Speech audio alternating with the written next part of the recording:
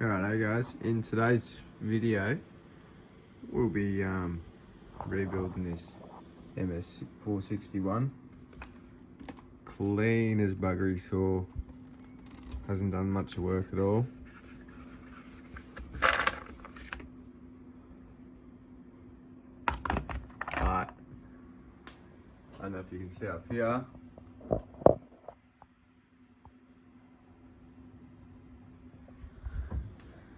but it sheared the end of the crank off, which is brilliant fun.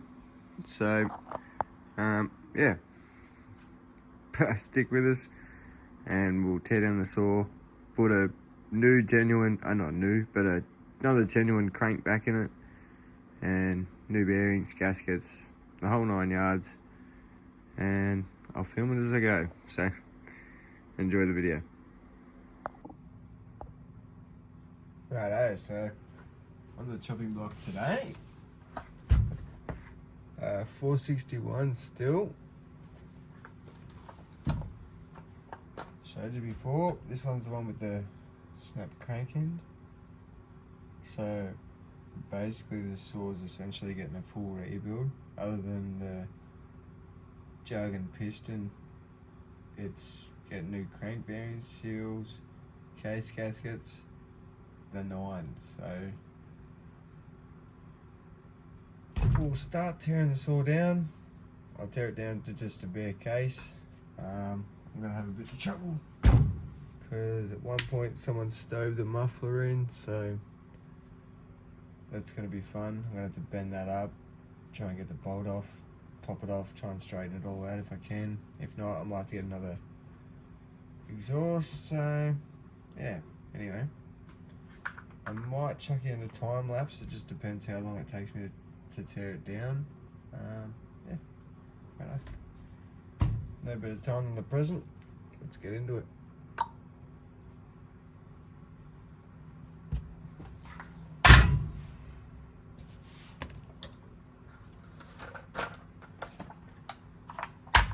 Tip: use this to hold all your little nuts and bolts and shit.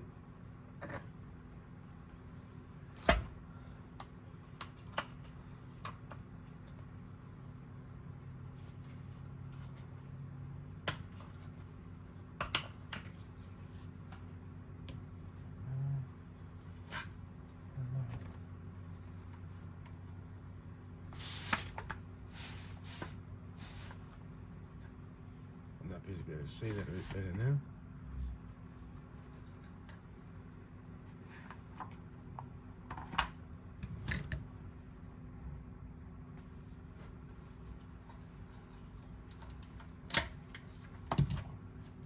Looks like it was on really tight.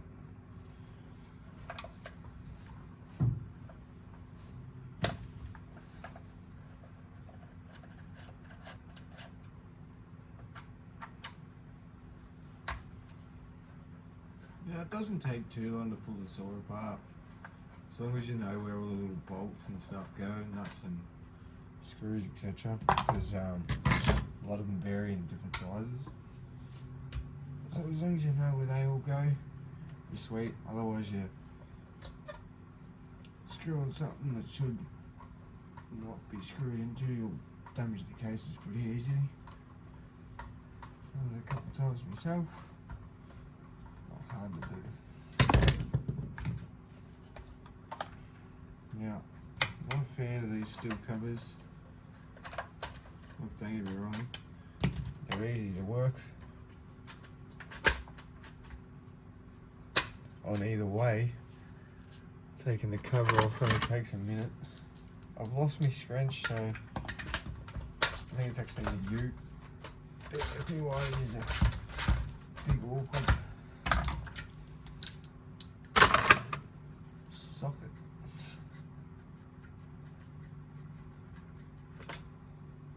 Holy mackerel. Look at that plug. That's seen better days.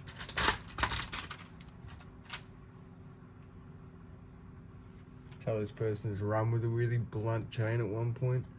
So much little fine dust.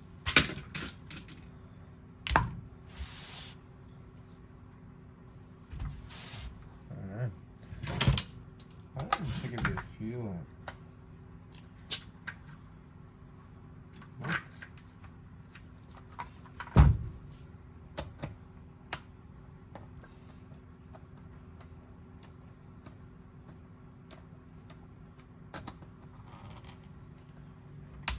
Again, don't know how many times I've said this video, but if you do hear a little humming, the heater's on in the background. It's not that I haven't been to get wood, it's more the fact that by the time I usually light the fucking thing and it heats up the shed, I've gone back in, so that's where I just use the weeder. Anyway.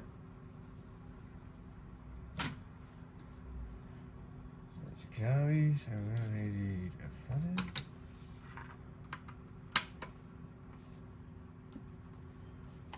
Nearly just spilled me beer. That would have been the end of the video.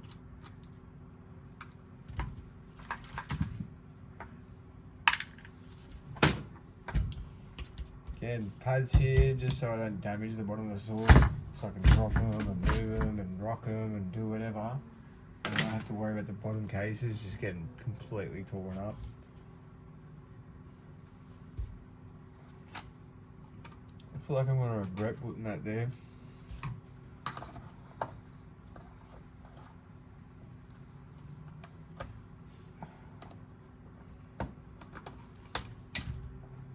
trying to do it backwards, guys, so don't give me too much shit.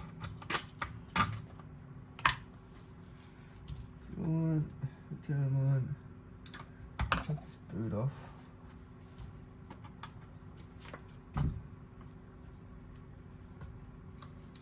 Should be able to get your screwdriver through the middle. Yank.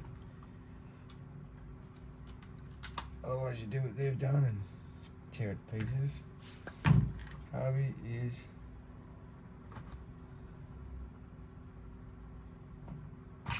off. Oh.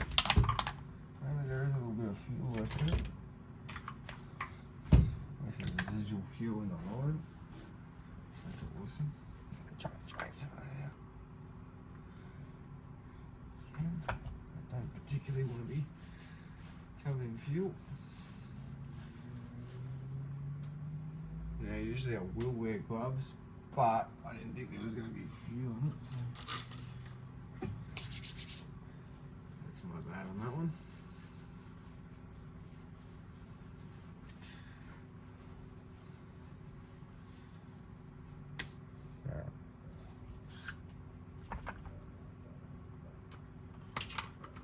Faithful. I might chuck some gloves on actually.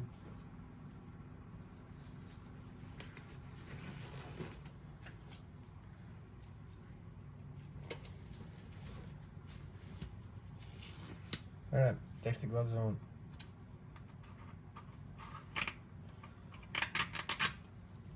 Now we need to take off the carby boot, but I won't particularly take off, I won't push the boot all the way through the fuel tank yet. Just because I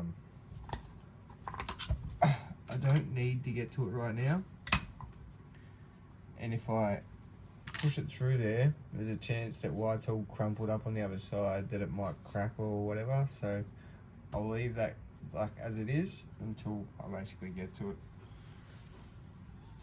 Alright, so I'll flip it on its side. No more fuel's in it. A little bit of fuel, I might just put this in there so it doesn't keep leaking out.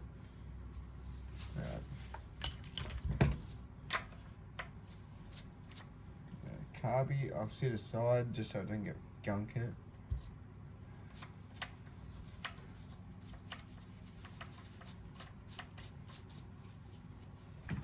Might need some of this stuff.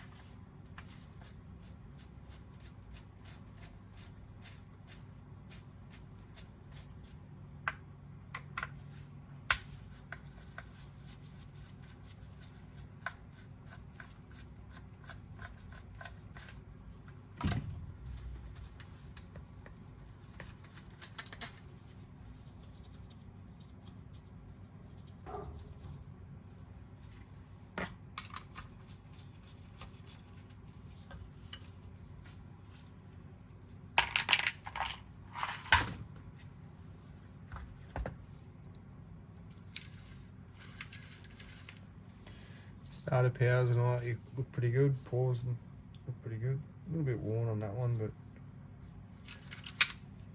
retracting and activating good. Sit that over there at the way.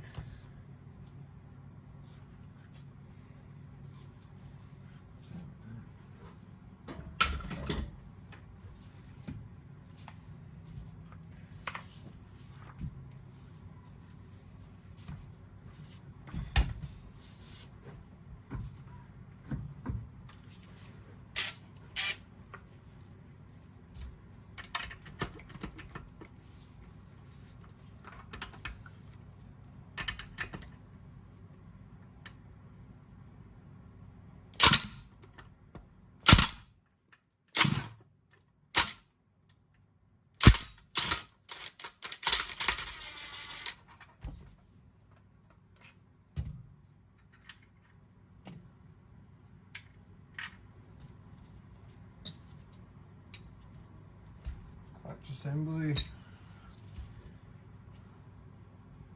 There are some bolts down there that I need to get to. So what I'll do is I'll chuck this back in there just so I can blow it out with some air and try and find these bolt holes. Charge the compressor. Hold on a sec.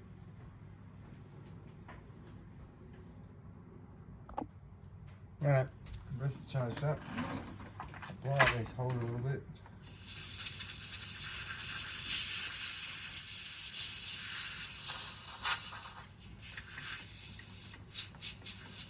See if I can get the bolts. Full of gunk and wool.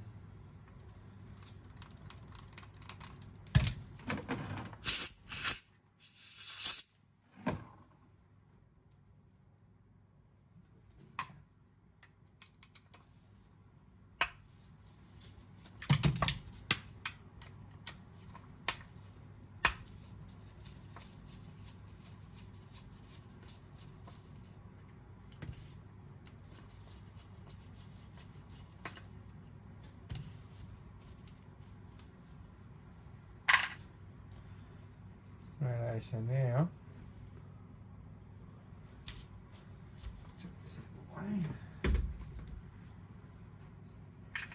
take this off and pull your oil pump out. Lift him up and towards you a little bit, and he'll pop out of the oil pump. Just can't grab it like that. A bit awkward.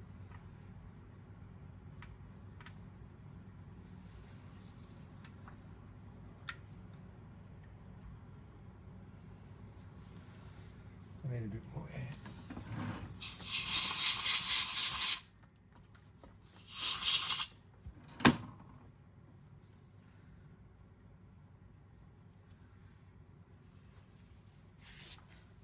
I'm a silly bugger. Forgot to take this off.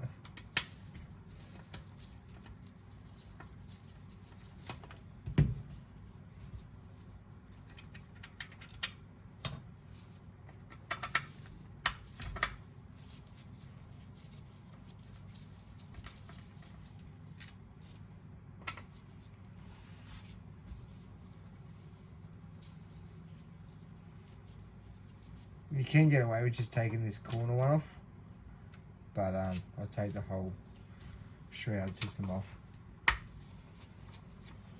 This corner one, and once this corner one's off, I'll show you. I'll get the bolt. There you go, 1, 2, 3.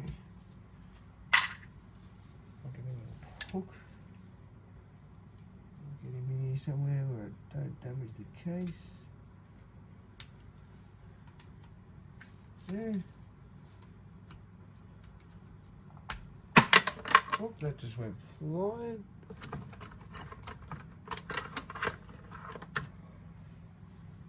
This little corner piece. And then underneath here, get your oil pump. It's literally just sitting in there, It's a little plug that goes into a rubber grommet. It's down in here, and it yeah, it just snug fits 2 screws and that's it. Anyway, I'll shake some of this dirt out just so I'm not dragging it everywhere.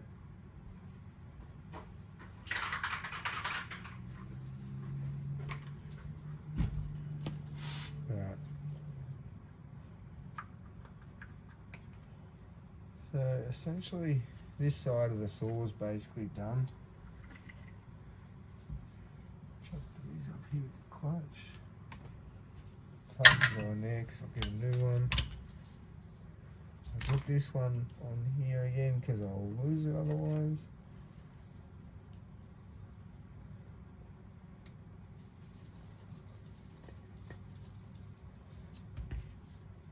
Handle.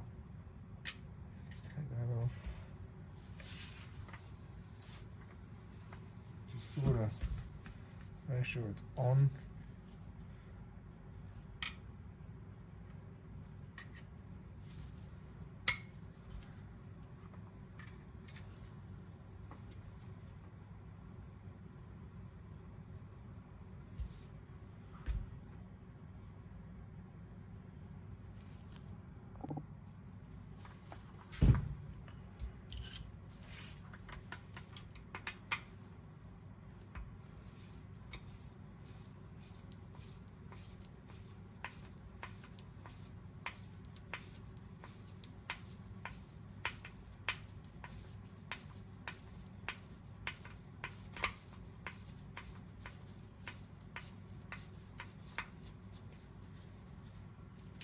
Don't know why, but it's actually got Loctite on it.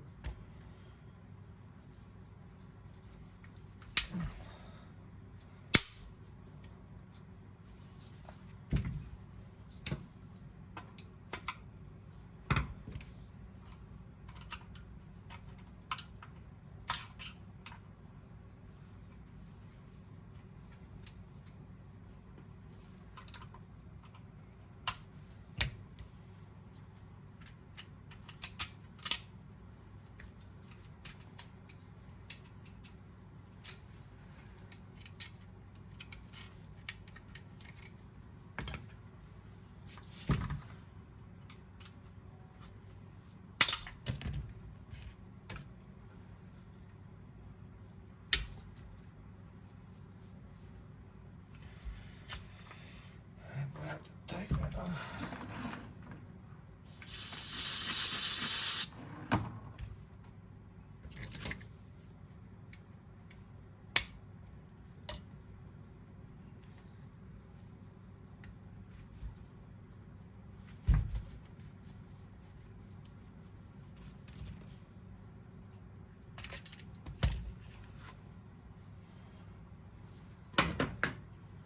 Try and take that off all as one unit as well. And all these parts are, look, you don't have to take as many parts as I am off, but at the end of the day I'm going to clean it all up while it's apart. It's the best time to do it. I mean, look inside that saw. It is disgusting.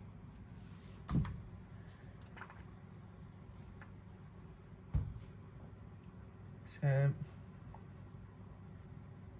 yeah, I'll flip it over and we'll do the other side. This is the more interesting side, obviously, because the flywheel. I've got a little puller. Makes it a whole lot easier. So watch how simple this looks. Move some stuff out of the way. Stitches like that. I don't know if you'll be able to see good like that. Is that better? So hard to get a good angle anyway. But what I'm going to do, I believe that's the right one.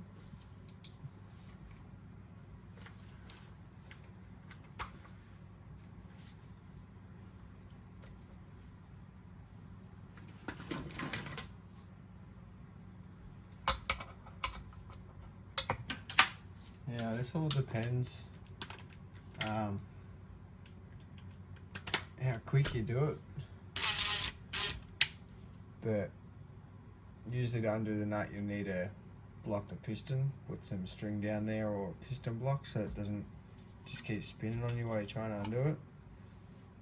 But I'll use the gun and we'll see how we go.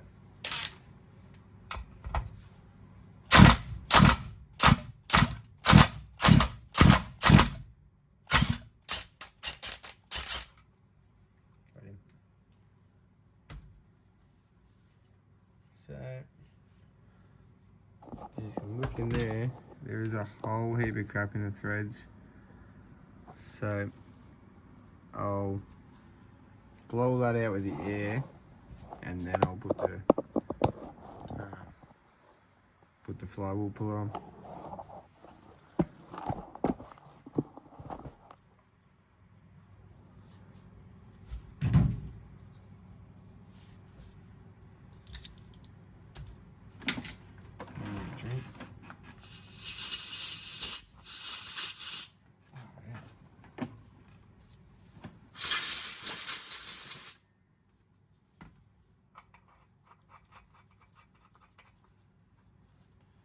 Once this bottom one's tight, start building this top one up, but not quite tight yet. There we go. And then what you need is 2 spanners. I had them before. Alright, be right back. I'll try and find them. Yeah, can suck it. Fucking over. Alright,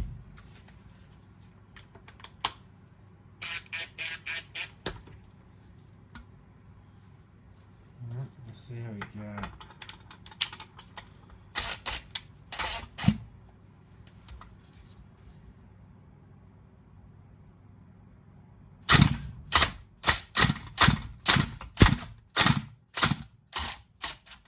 Active. Okay, that's simple. And then just under the tool, boom, what was your uncle, mate? Best investment ever. So I'll chuck this back on the crank, just so, no real reason, but I'm going to be hitting that with the mole, so better off putting the bolt on the end of the crank, and that way you're not burring the threads over. Alright, chuck this up here. Need him for a minute. Realistically, at this point, I should be taking the tank off, but I feel like this exhaust is sort of almost take par. We're gonna have to try and fix it somehow. Just enough so I can get the bolt off at least, anyway. I know how it's gonna go. But we'll give it a crank.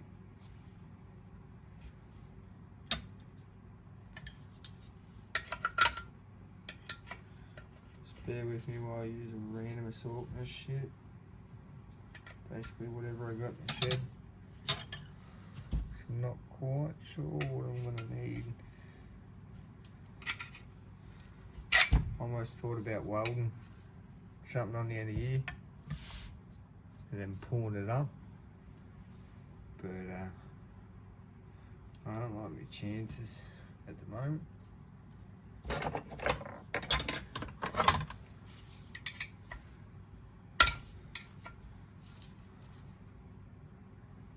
get that in there.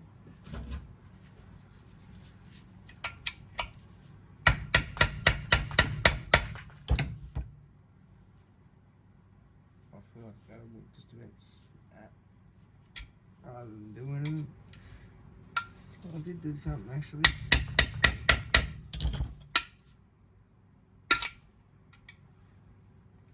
Give myself some room.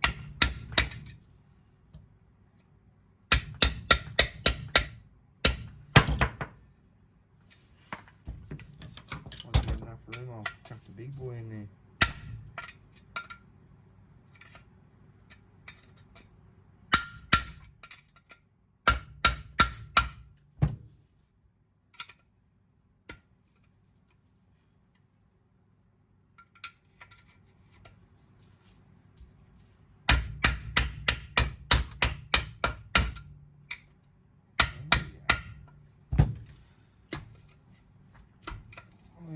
somewhere now. We're fucking sort of cooking with some gasoline in. Might try and lay that maybe. What's the best one?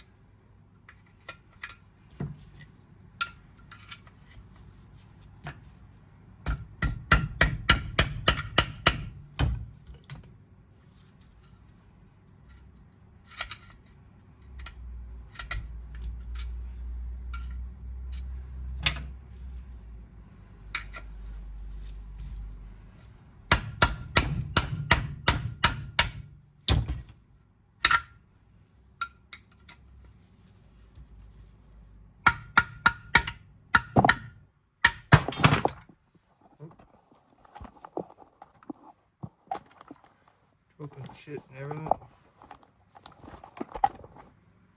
Don't sting me, man.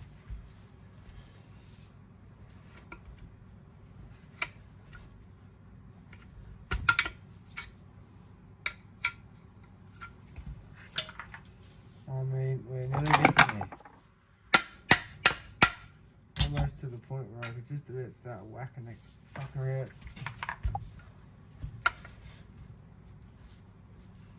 I know what I'm doing, making that worse.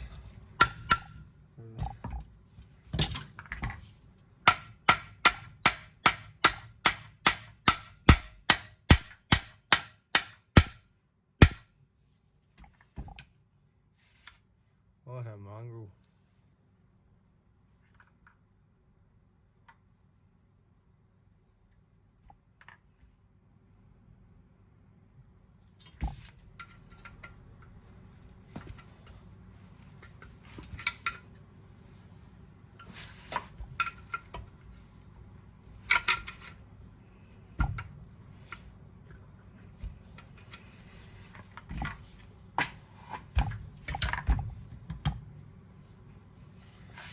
Anyway, we'll see if we can undo it.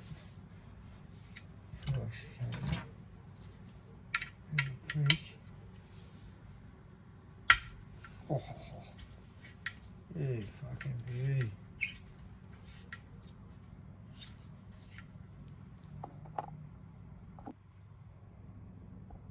Okay, that'll be a bit better for you. The flash was turned off.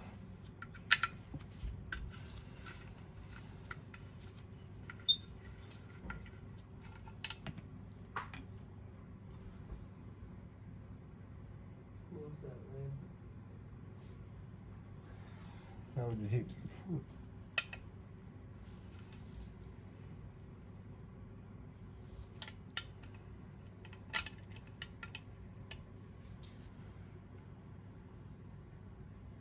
Oh my goodness.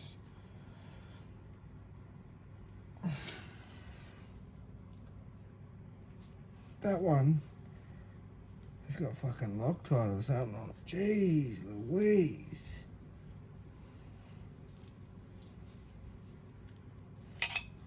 That's dangerously tight.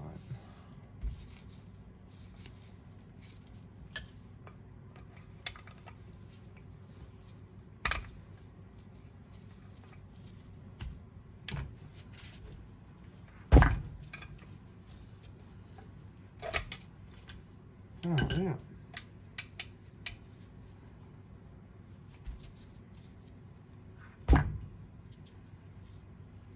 Bear with me, guys. I'll put you back in frame in a sec. It's just easier if I do this off the bend, sort of. Yeah, that's so tight.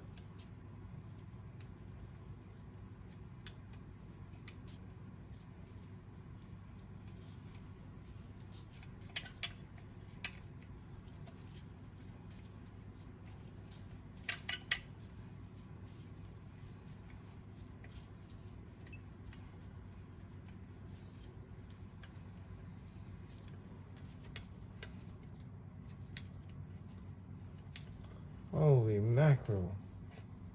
Still going on that one bolt.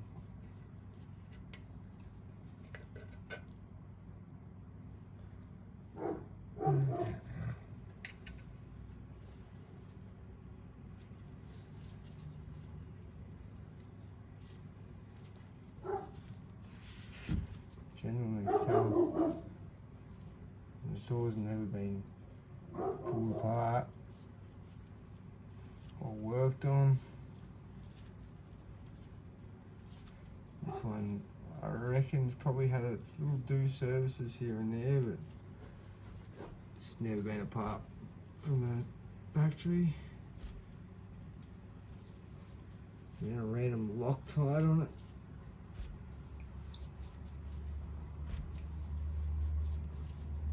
I don't realise how much I'm struggling right now with this fucking little.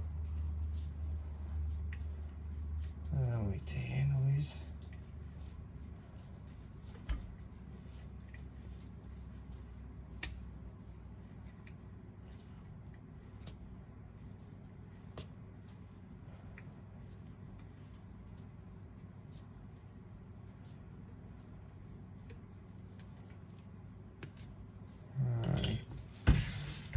Grand review, you reckon it's just gonna come off?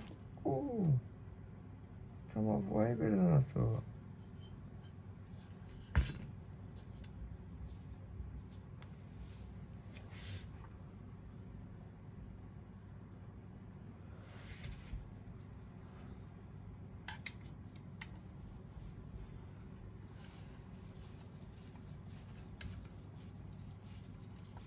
Take these exhaust bolts off.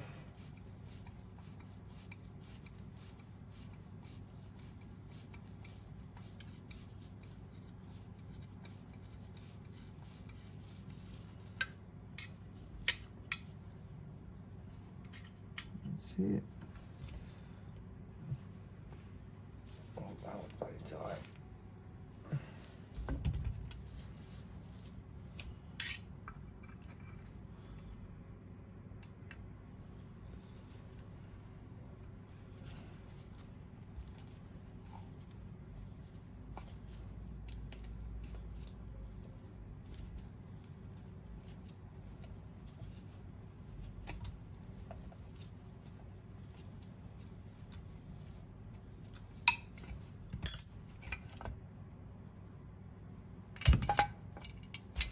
Alright, sauce is off.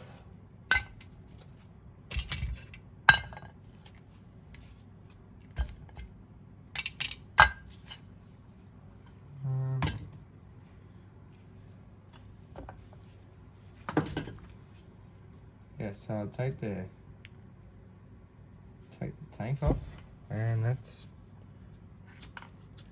pretty much the disassembly, other than splitting the case. Really? Look at that after.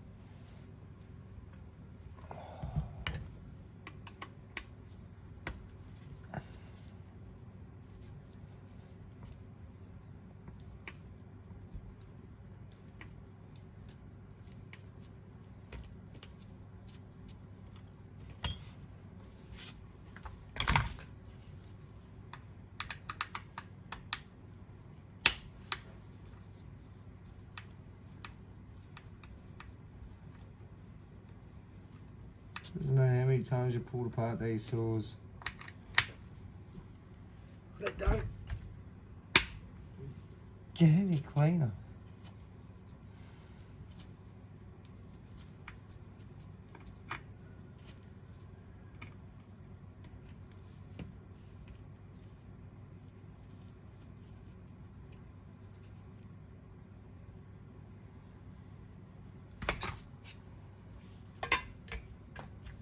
Handle off. And over in the pile of bits. You got your last AV mount, which is in here.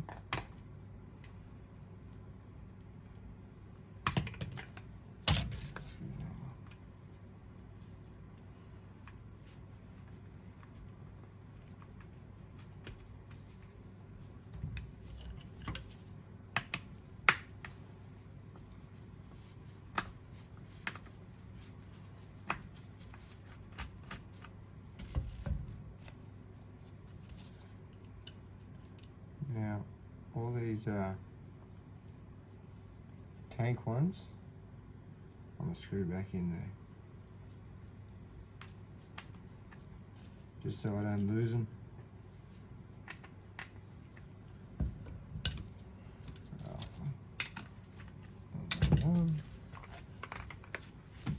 Same as you.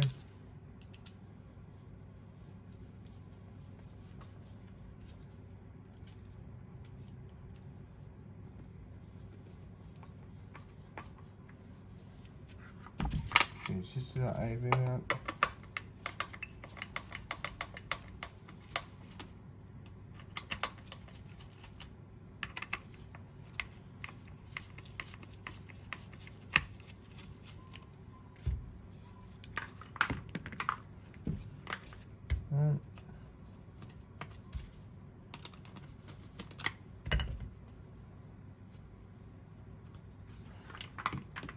Two.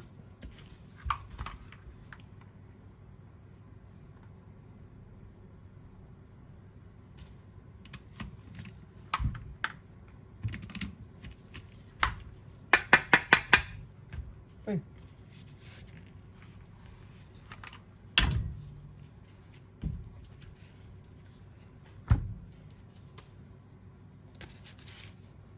AV mount bolts. AV. And then now what we'll do, don't have dirty hands, push this rubber booty. Actually, down in here, you got the impulse line. You need to pull it off. Pretty easy, just chuck it behind it. It's a little rubber line, chuck it behind it, just pull it out like so. But what I'll do with this, I'll just fold the intake boot in.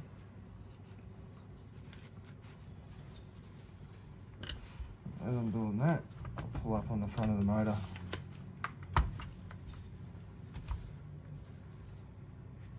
Look, silly Billy.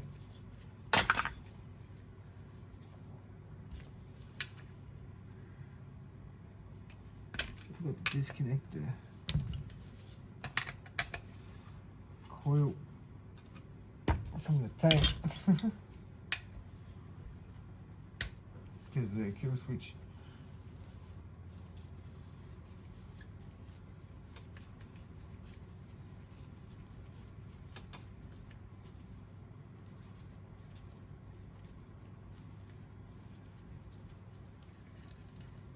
now some corners will be cut with these videos. Obviously, I'm just trying to pump a video out, get it out quick. I am trying to be respectful, take care of what I do, but just acknowledge that customers' saws, and mine included as well, but customer saws mainly, it's no joke, taken well and truly above standard to take care of everyone's stuff.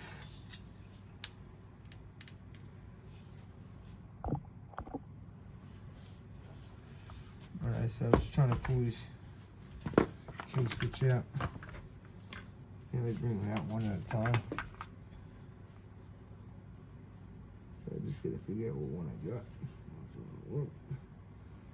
Big one.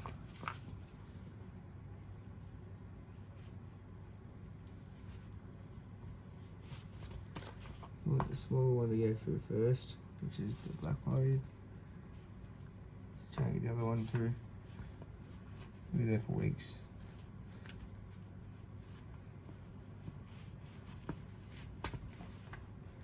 Once one's through, they come through pretty easy. There's your whole tank. So I mean, all this will get cleaned up, but there's your whole tank assembly.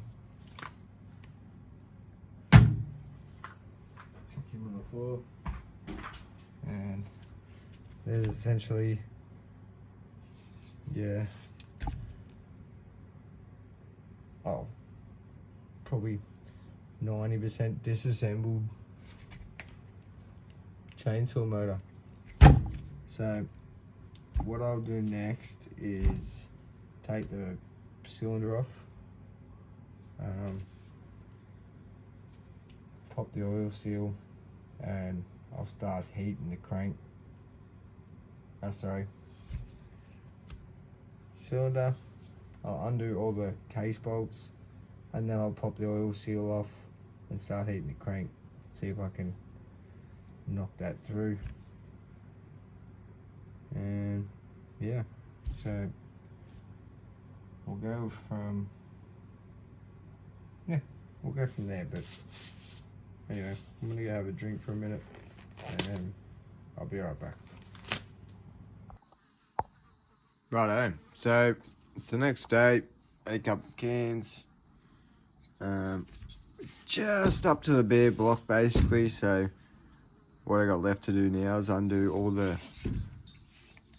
the case bolts, and I'll take the circlip off of the PDO side, pop the crank seal off, and I'll take the cylinder off, and then I can start splitting the case. So I'll chuck his in the tripod and we'll go from there. I was looking over the exhaust a bit. I might still try and give it a crack to fix. Doesn't look that bad, but it's pretty.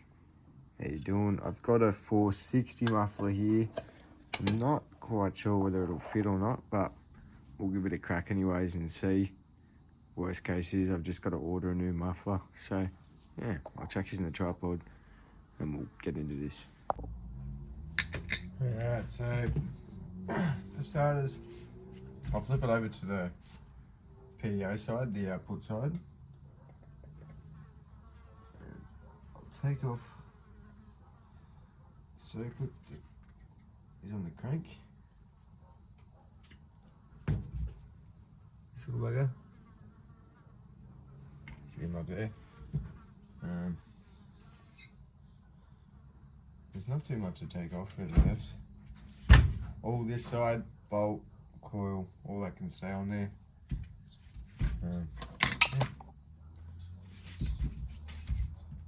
Zoom is in a bit because we'll start taking the cylinder off.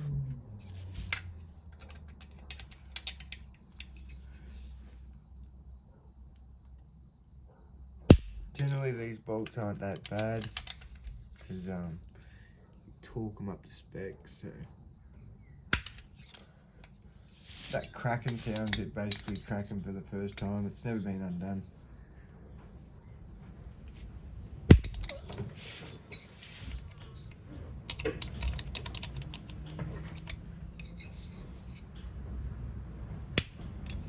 Now the one thing you can do that's pretty bad for the cylinders to undo one screw at a time.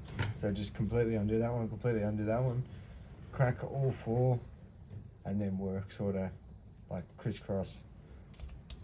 It's not necessarily needed to undo it, but it's more when you're putting it back on, so you're not distorting the base of the head.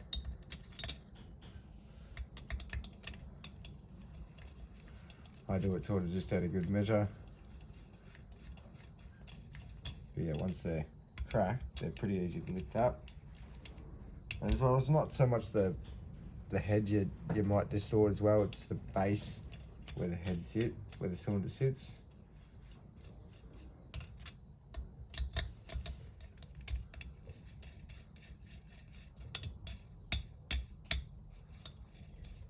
they're pretty long bolts on the cylinders. So you'll think you have it cracked and they've still got a bit more.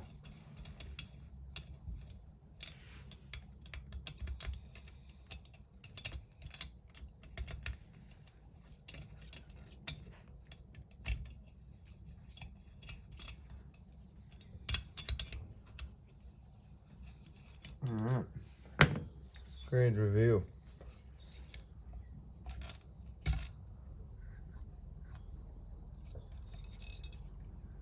I do have a chunk of rubber. Just sit in there a little bit, just so it doesn't, crank doesn't slam down, do any damage. It's all getting pulled apart and cleaned anyway, but I don't particularly want to damage the case where the crank sits.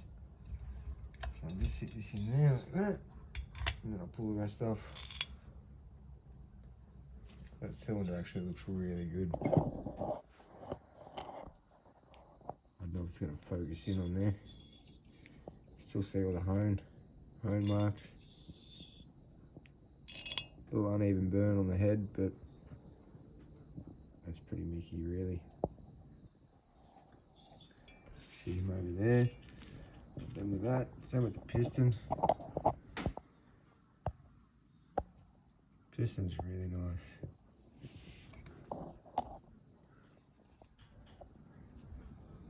A little mark, but it's just wear that you can't actually feel anything.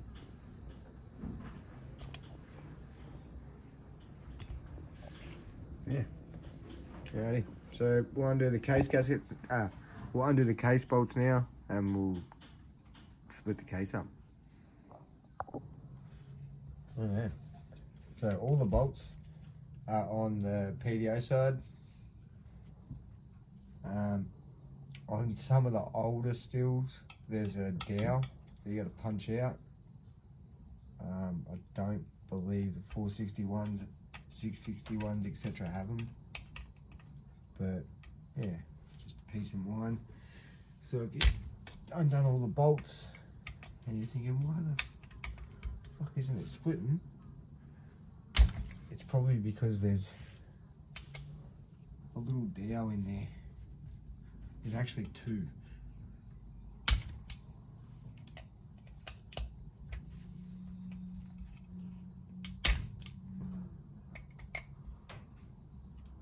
Oh.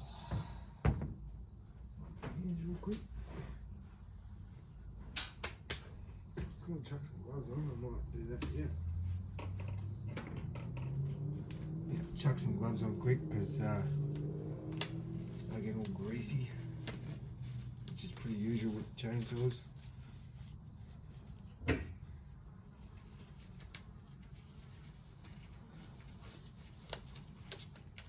Alright, got some nice pretty ones for you.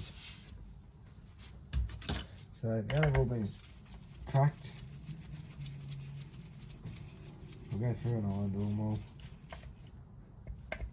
Yes, I know I can put the T27 on like the Torx bit on a drill or an impact, but I'm pretty old school.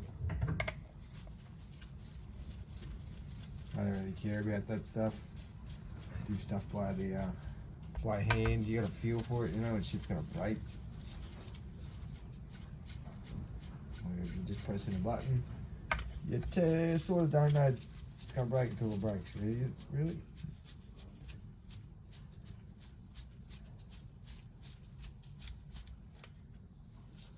So 1, 2, 3, 4, 5, 6. That's it.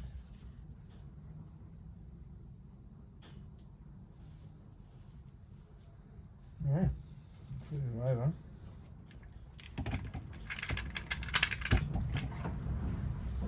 And as I say, I didn't want that to fall.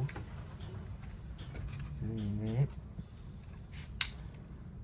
And one of these bolts didn't come out of the way. It's been undone all the way, that's fine. So yeah. 1, 2, 3, 4, over there.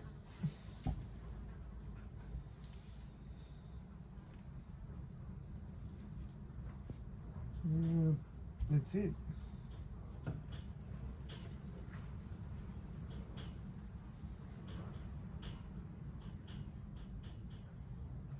Just checking over it, making sure I didn't miss anything. Last thing you want to do is start yeeting on it. Realize you still got a bolt in there. Alright, so I'll crack this oil seal off if I can, and we'll put some heat into it and see if we can't split it. Right, so we'll see how this goes. What I'm doing with the oil seal, I just drill a little hole in here, and then I'll grab this little hook, screw it in, and pull it out.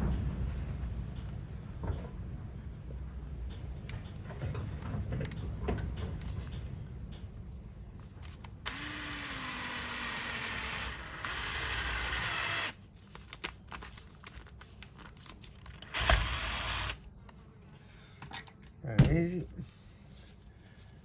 Now that's been put in there. Let's screw this little hook in there.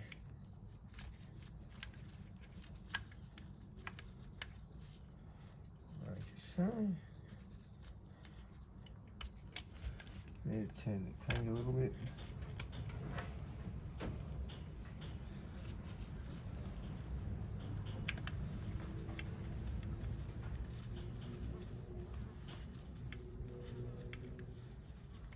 Now there are actual things you can buy, pulleys you can buy. I did have one, and I lent it out, and I never got it back.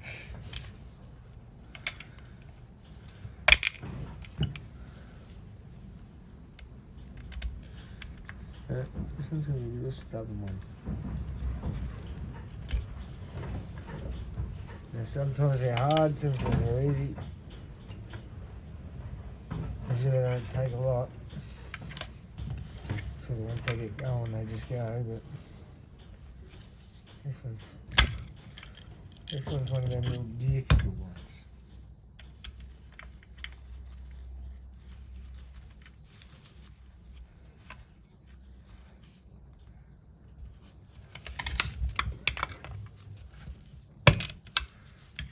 Right. Turn the camera off for a second. I'll fiddle around. Alright, so off camera,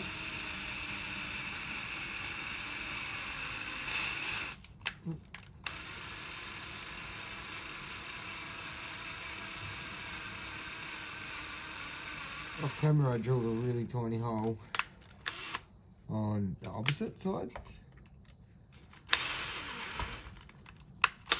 Give it a little tap, and I lifted that corner up. So what I'll do is I'll drill a couple of holes around that seal, and I'll slowly just work it up from different angles.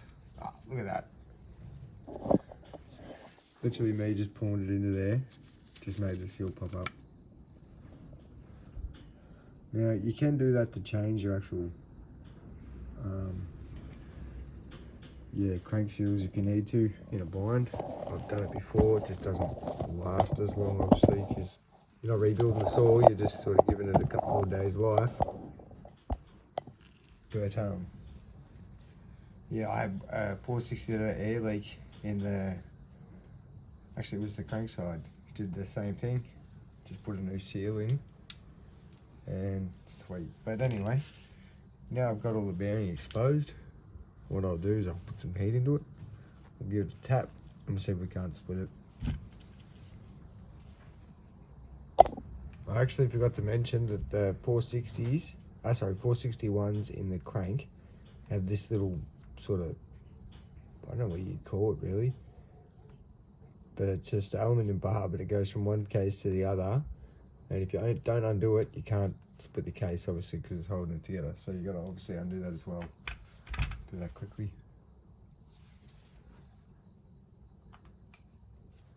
It's actually the smaller Torx bit.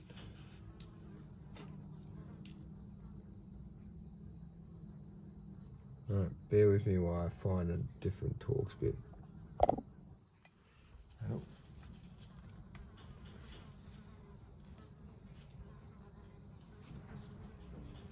I think these are actually Loctited in there as well. So remember, when you put it back together, anything with Loctite, put a dab back on it, it can't hurt. One.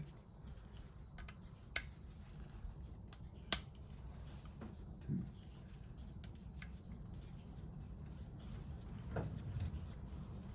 I'll show you what the piece looks like.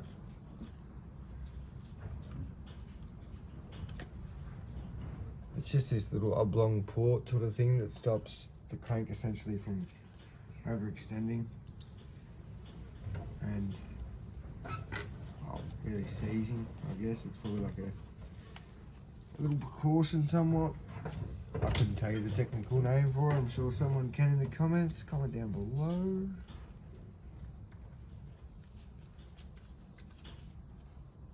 Anyway, I'm just screwing these bolts back in just so I don't go lose them. These are sort of a particular bolt. Alright, that's it's like so. It's ready to put some heat into it now. Give it a shot. So you got a decent view.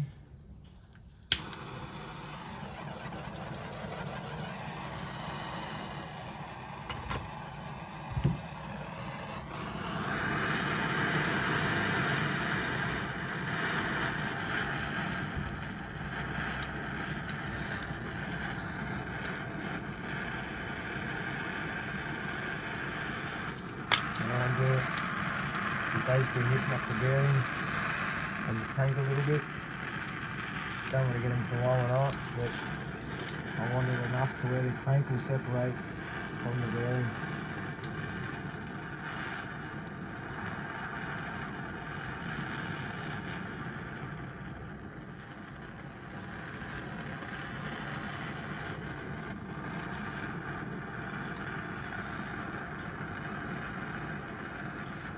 Don't need a lot of heat, but you need consistently just to try and get it to shrink.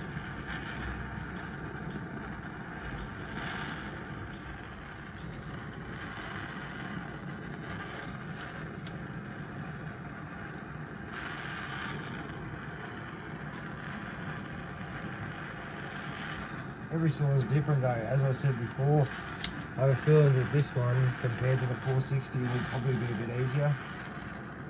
Like it's had a bit sort of, it's probably done a lot less hours essentially, but they're not as hard hours either.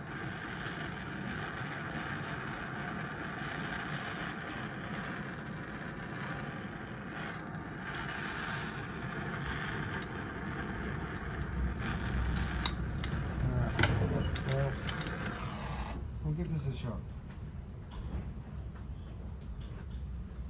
Just got a little bit of Merbu decking, just a bit of wood. And I'll just smack down. Pick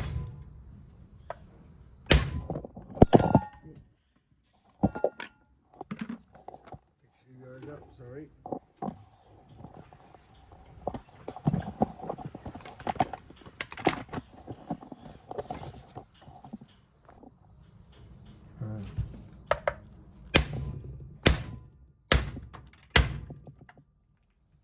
That's not ideal.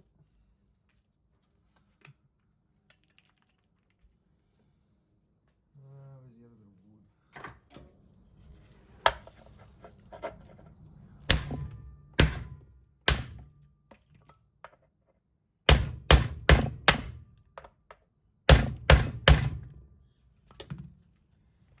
Hasn't even moved, so I'll go grab a bit more wood also, but I'll put some more heat into it. The reason I'm not using the dead blow, I've got him here, but with the hot cranks, just basically melts it to pieces. So put a bit of wood between the crank and that, and it'll protect it. Not that it really matters anyways, because the crank end on this is frigged. But yeah, I'll go get a chunk of wood. We'll give it another whack. Alright, so we'll give it another smack This time I got a piece of Merbu, chunk of wood, and we'll see what happens.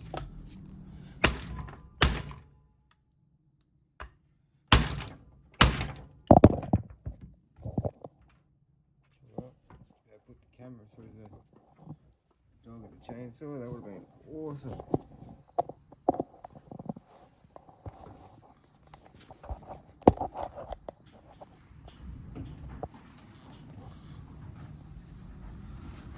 It is splitting, but not like I'd hoped.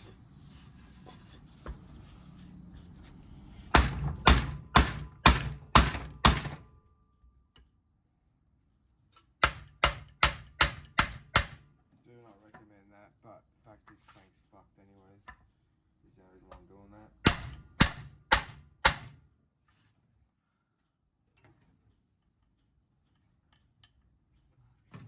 A lot of heat not into that, so get some more of that on there.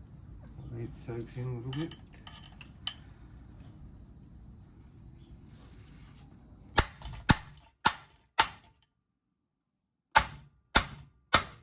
There we go. Boom. Geez, oh, not how I want to do it, but got the job done, didn't it? Oh yeah. To start off with, that would have been a wicked move to do, is empty the oil out of there. But yeah, as I said, the end of this crank is buggered. So that's the only reason why I did that. Yeah, I'll get this oil out and then I'll flip it over. We'll do the other side. Alright, so why this crank's still got heat in it, I've still got the flywheel bolt on. I'll leave it just higher than the actual crank itself.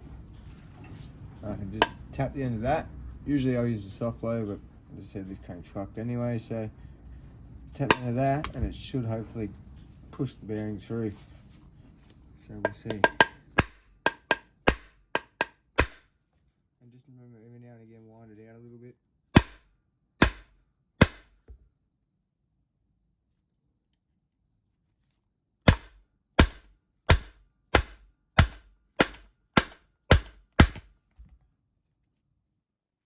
Almost there.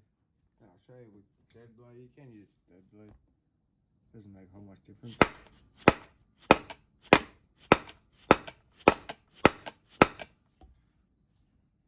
And then as you can see in here, the bearing's just slowly working out.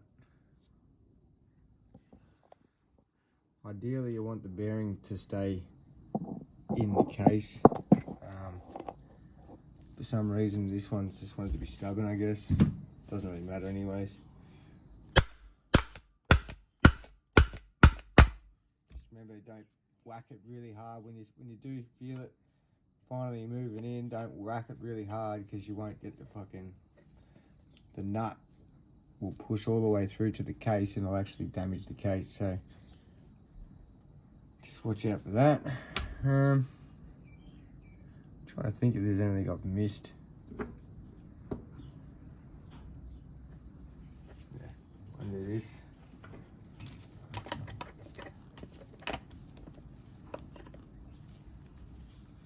Can't do it, everything's so slippery.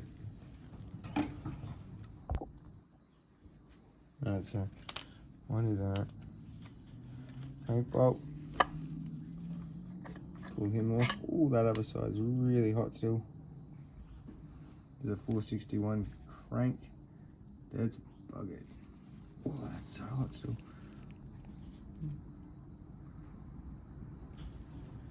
Anyway, that's that. We'll sit him there.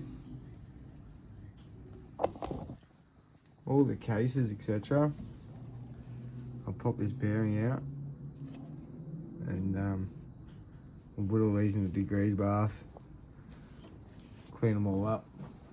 Same as the other side, wherever I've sat that. Down here. Same as the other side. Put him in the bath, clean him all up. Tuck some new ABs in that. actually pretty good. Might pull these out and just make sure they're not covered in grease. But yeah, that's pretty much, well, so far, how you split a chainsaw case. 461 case in particular, but most chainsaw cases are the same if they're the split half case. If they're clamshell case, it's a lot harder, but yeah, anyway, forgot what I was going to say, but that bit's there. So what I'll do, punch that bearing, I'll clean them all up, and then I'll chuck his back on the tripod once it's all cleaned up, and we'll start putting everything sort of back together. But yeah, thank you for sticking around for so long, guys. Trying to do it as fast as I can. I know it's not your fault, but as soon as this is done, I'm on to the next video or on to the next chainsaw or whatever to build anyway, so it doesn't really stop for me. But yeah, cheers. So I got that bearing stuck in there. It's sort of just coming out. I popped the seal out and I've got a drift here, so what I'm going to do is just sit the drift, focus, sit the drift on the corner in here and just slowly punch it out evenly on each side and try and work that bearing out. So I'll chuck these in the tripod just to watch that. Let's see how that goes.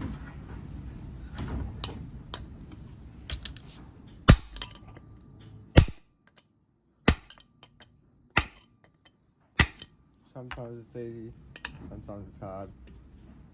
Just depends how the bearing wants to be, I guess.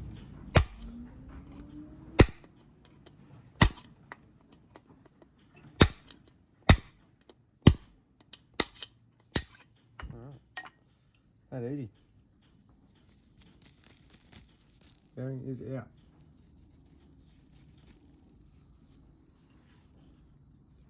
Alright, so I start cleaning all these cases out, and then yeah, we'll go from there.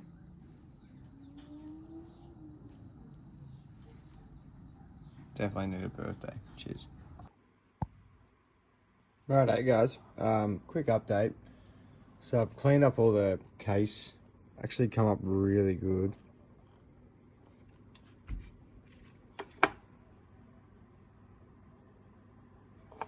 So what I've done is I've taken the old crank, which had the buggered end, and I've taken the circlip and slid the piston off.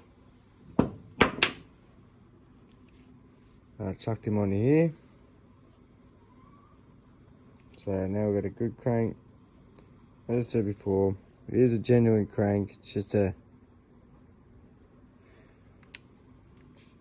what I had lying around, actually, to be honest. So yeah, slowly making progress. Took longer than I thought to clean it, but yeah, I didn't get everything. I've got a big bucket of parts down there that's been cleaned.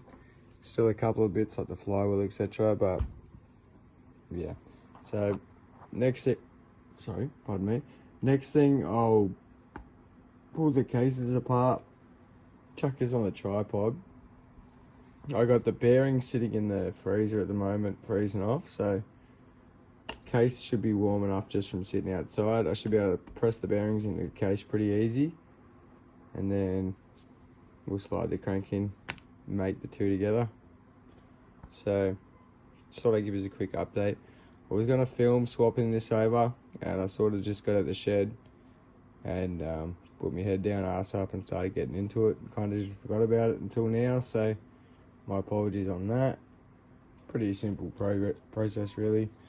Just a matter of popping your little circlip off, punching the pin out enough so you can slide the gudgeon out of here, swapping the cranks, pushing it back, and then slowly putting the circlip back in. So yeah, stick with me guys and we'll get there slowly.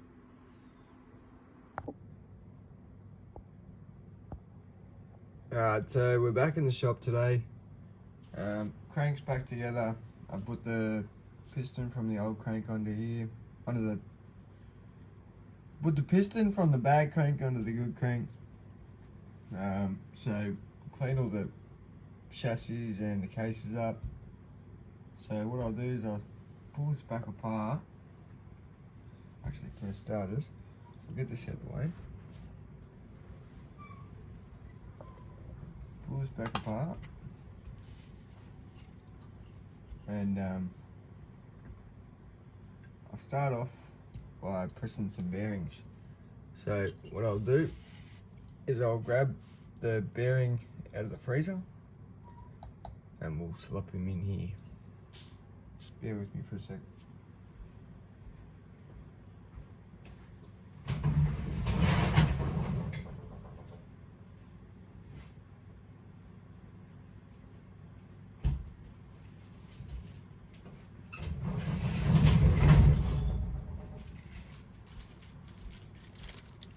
Righto.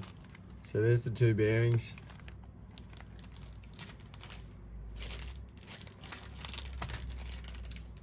Plop them out and see which one.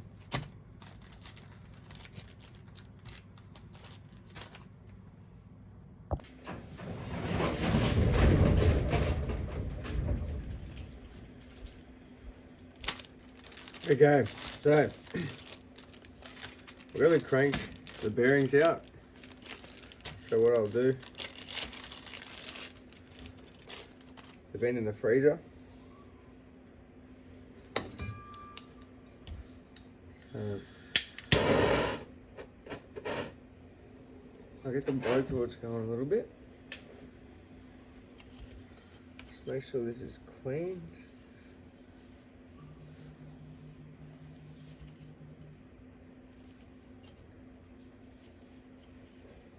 And I'll just heat a little bit of this case up a little bit.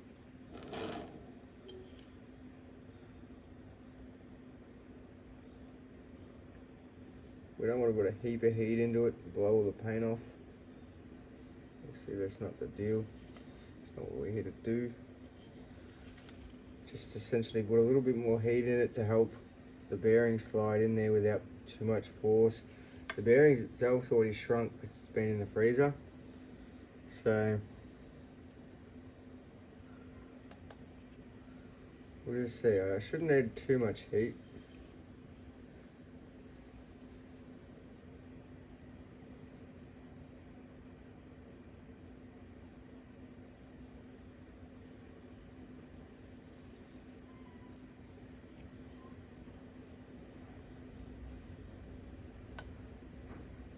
And then worst case, I've got a little socket here that's the same size as the bearing, the outer race of the bearing. So I'll use that to love tap it in. This is the easier side. The clutch side's harder to always put in. So we'll see if that's enough heat. Should be.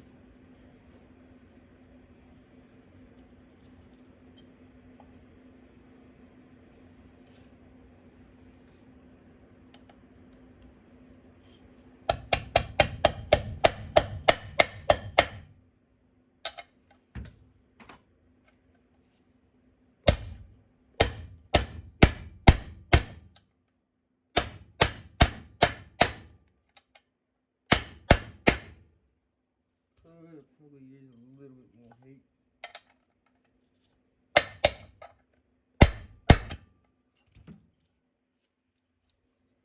Start going, keep lumpers.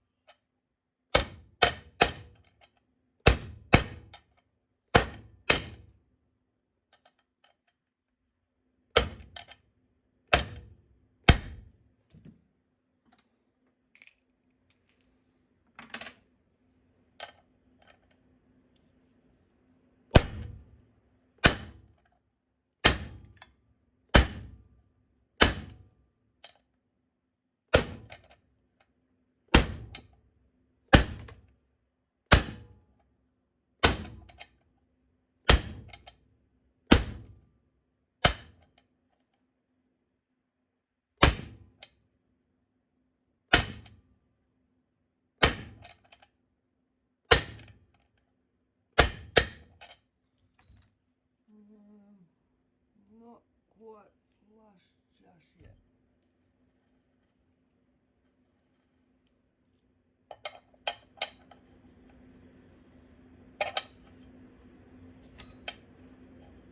Kind of hard to touch because it's all hot.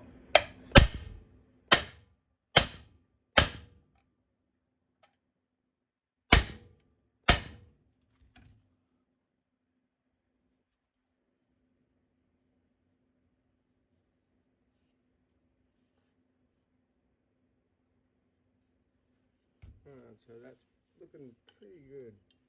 I don't know how much of a frame that was in. That bearing's in there.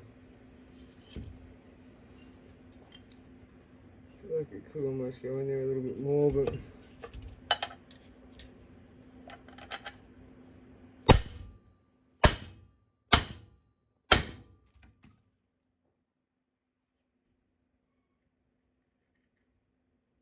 pretty money really.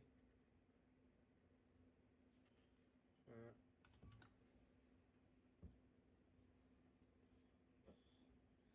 So we'll move this one over to the side.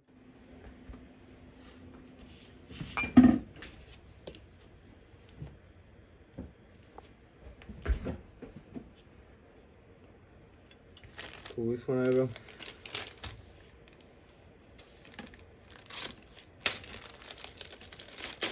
As I said before, crank size is generally a harder one to do.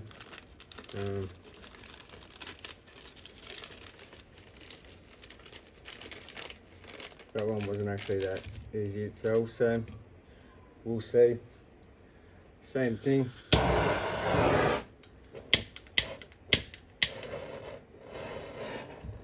Bit of wood.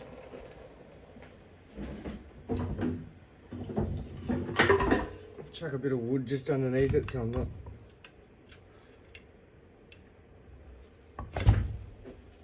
What? Burnt my hair.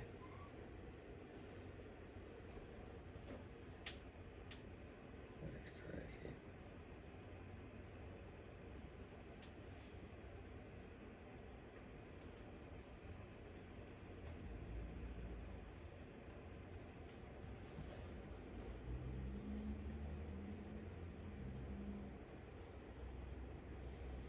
Sorry guys, I just literally caught my hair up. Anyway, I put a bit of wood just under there so I don't go burning the mat.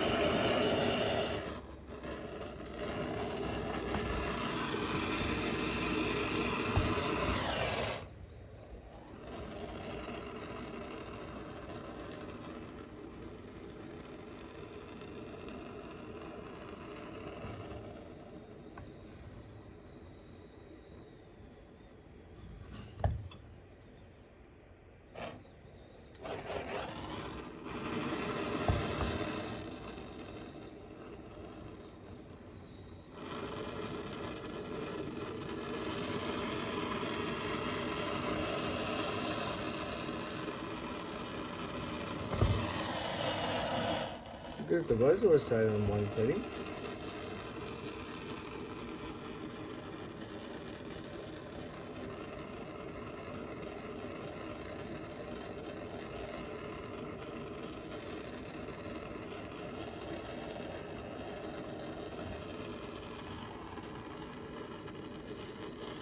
Interesting to see how hard I burnt my hair. I'll have to check that when I go in the mirror. But yeah, it'd be interesting to see how hard this bearing is going to be to push in, because the other one was actually put on a bit of fight. So I'm hoping I put a bit more heat into this one. Usually I would have stopped, put a bit more heat into it, but at the moment I'm sort of a bit impatient. It's 1:30 in the morning. Sort of just want to go inside at the moment. Alright, well, we'll try this. and see where it goes.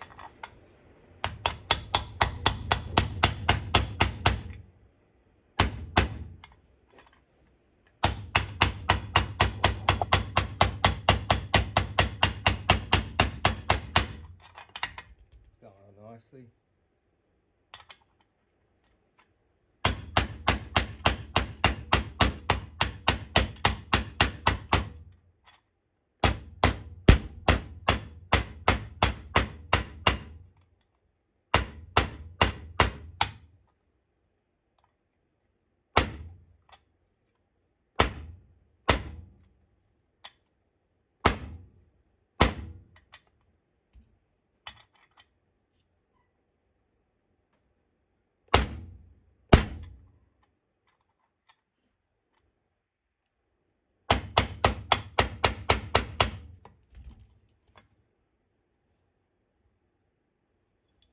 Alright.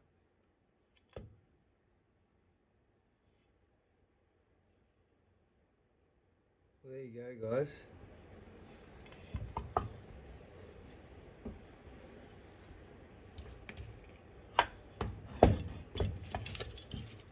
There's your two crank bearings installed.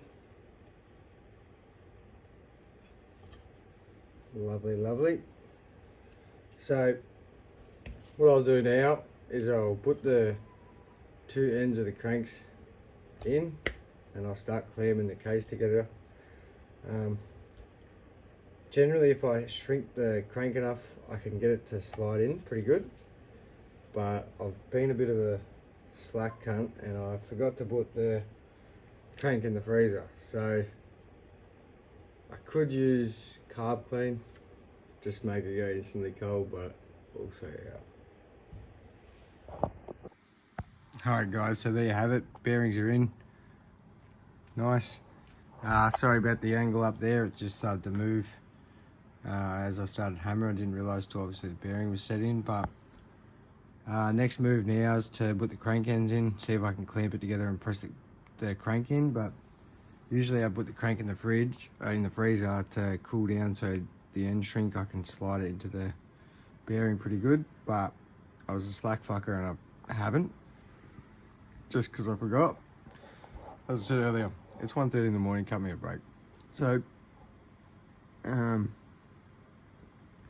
as I was saying before I realised the camera had moved, I could use carb clean, spray the fuck out of the crank, get that to freeze and shrink, easy to slide in, but I don't have any, surprisingly enough. So yeah, I've literally just used the last bit I had, so that's brilliant. So it sort of puts a bit of a halt for tonight. I'm gonna have to chuck this crank in the freezer. In the morning I might try and clamp it together and see how it goes. But yeah, so far so good.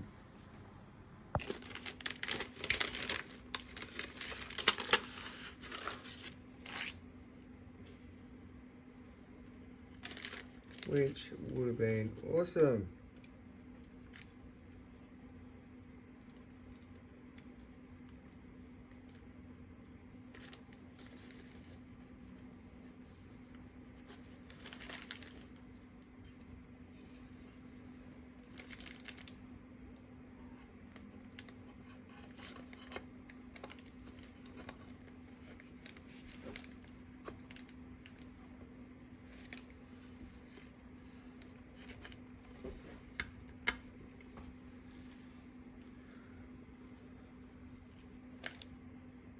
Now just me pushed on that then was enough for it to seat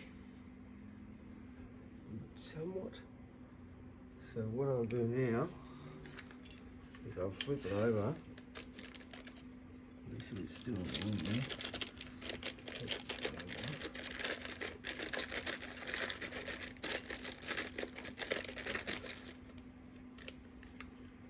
Right, now that's all good to go.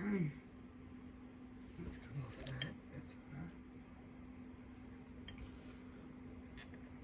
I'll just chuck a couple of bolts in.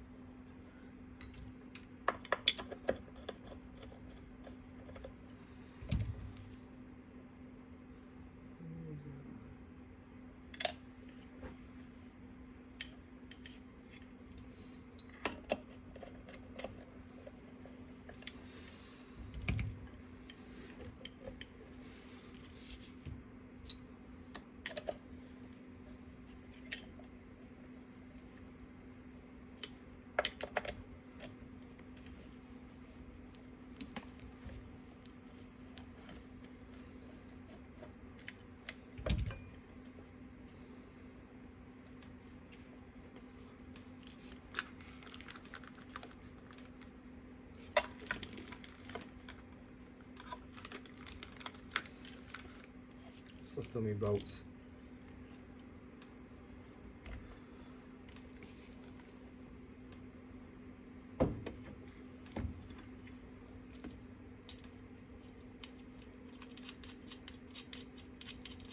So the case doesn't quite meet it.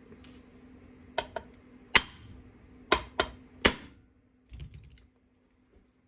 just need to bang that PDO side in a little bit more.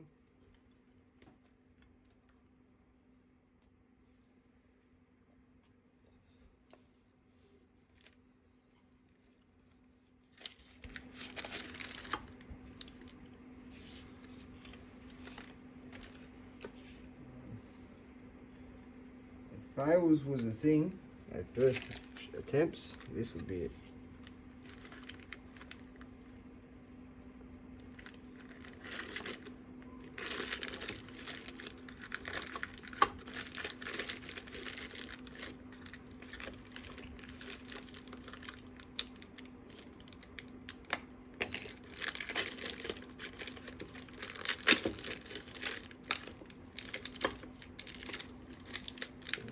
Fuck that bag off, because that's annoying the shit out of me. I don't know why I've made this fucking so awkward. Pretty much give up at this point. Anyway.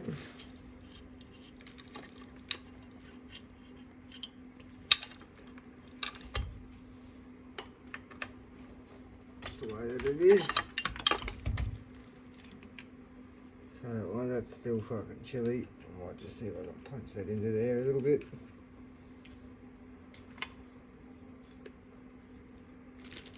That sort of there.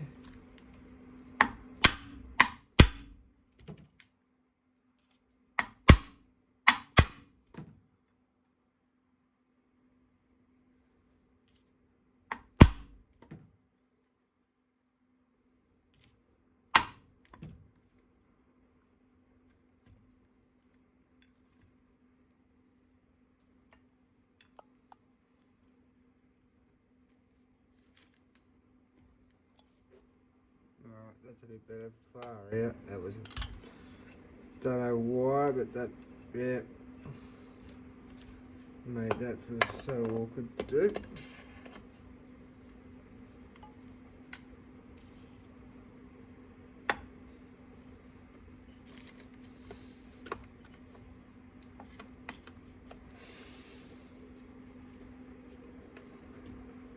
So, get out of there.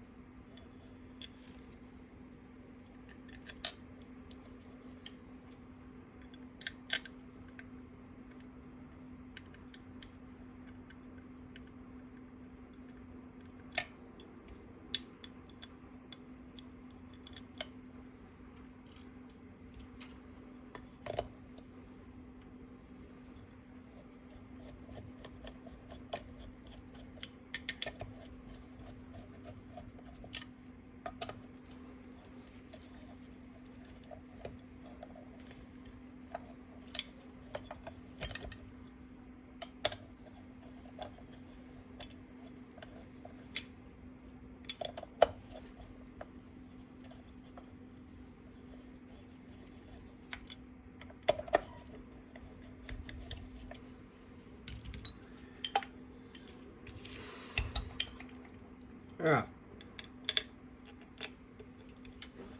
so we've got all the case bolts started.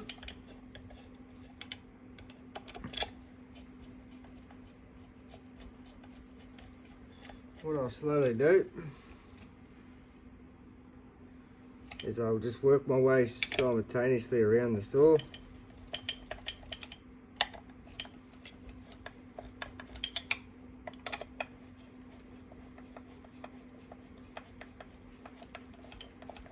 But essentially I'll start pulling the case together.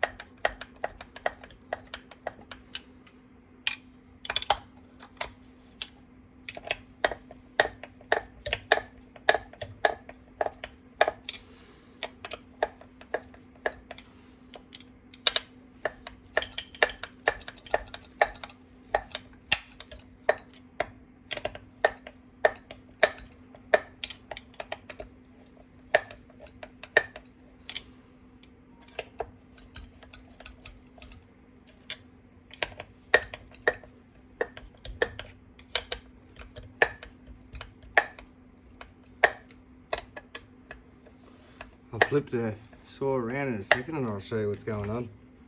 The case is slowly split. The case split is slowly getting smaller. It's yeah, it's almost about to be back together.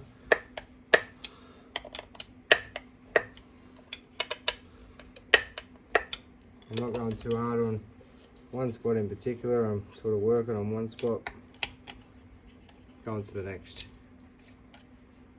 I don't want to go overboard. I don't need to. Where's the case gasket down?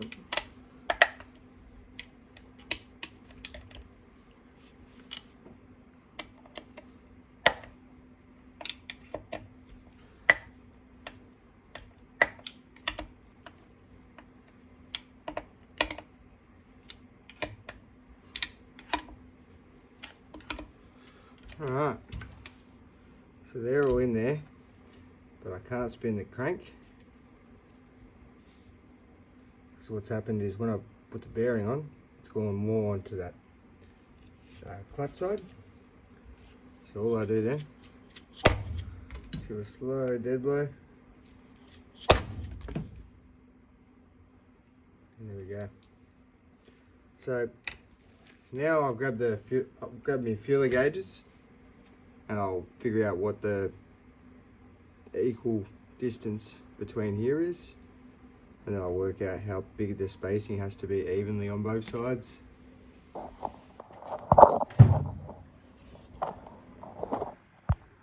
Slowly getting there, but when I mean spacings, I mean, so I'll use the feeler gauge and measure that gap and the gap that's on this side, and I'll try and get them to the same, so then that way the crank spins nice and freely. So I'll butcher back up and we'll give that a smack.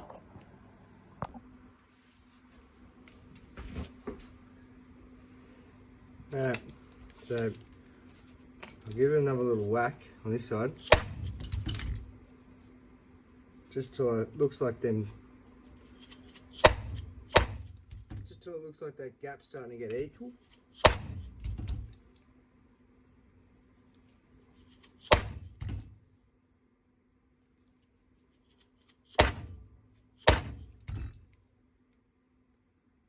A little bit, yeah.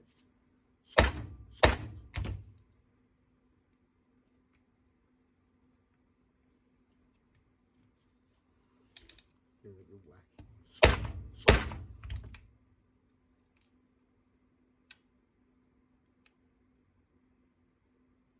Alright, we're getting there. Slow process. You don't want to sort of rush it, because ideally what I'm doing now is centering the shaft. So when it's in the cylinder, it's not trying to be pulled to one way. So it is worth taking your time.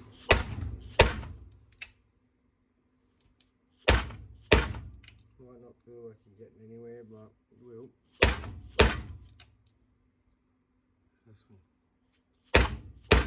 Rome wasn't built in a day, lad.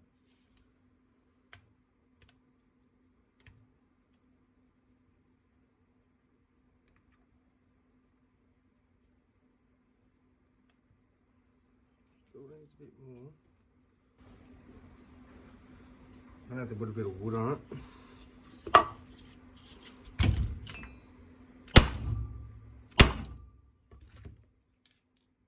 give it a bit more whack.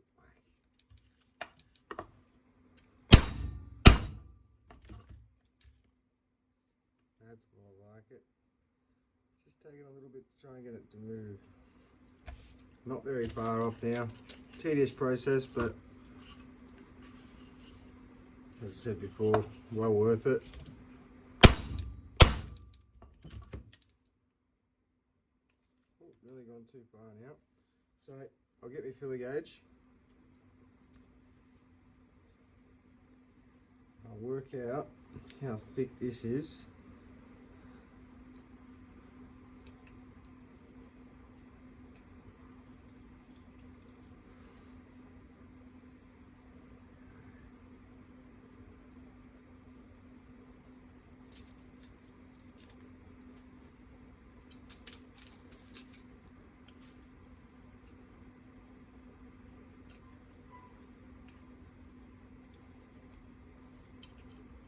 Okay, so close side a little bit. Okay, flywheel side.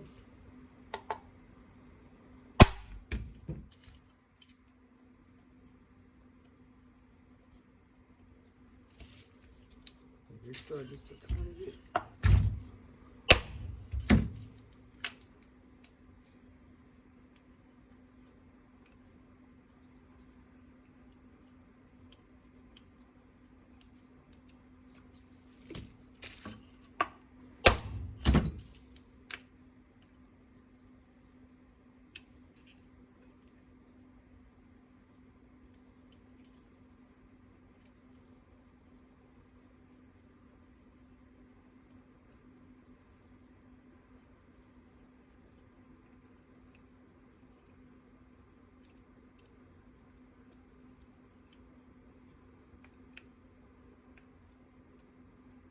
Okay, so this is pretty good.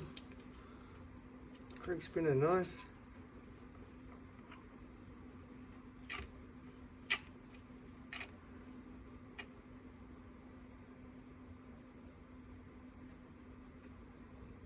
So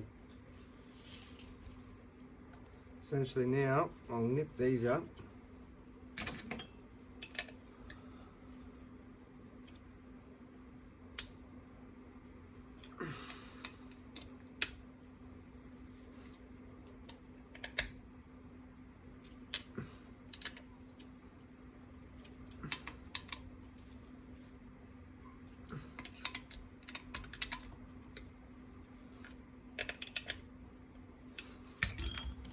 Alright.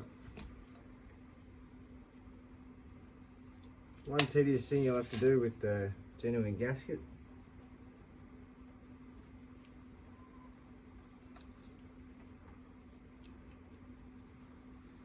Your boy's gonna just trim this little tag off for some reason. I mean, for the price of the gaskets, you'd think they'd come a bit better than they do, but that's what you get, I guess.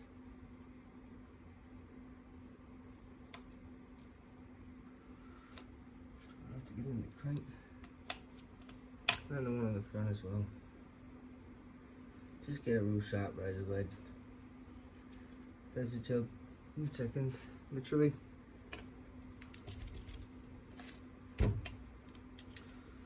So it's that basically.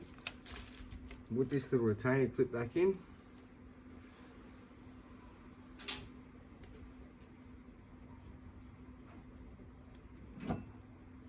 Which is a T25. Not a 27 like the rest of the case.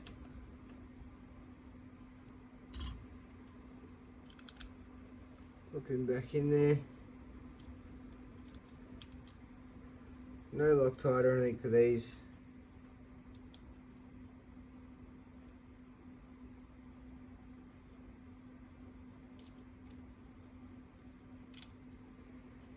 Oh, actually, sorry. These you do need a little bit, but not permanent, just blue log thread. Or red. Oh no, blue. You don't need a lot.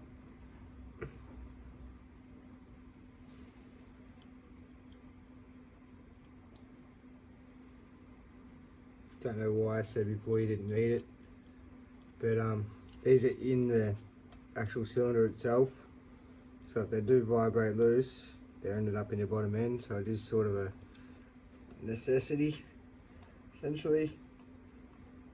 I mean, you'd rather put 0.1 cent of Loctite on than end up with a fucking broken crank or hole in the bottom end because your T25 bolt undone. So then we'll snip up.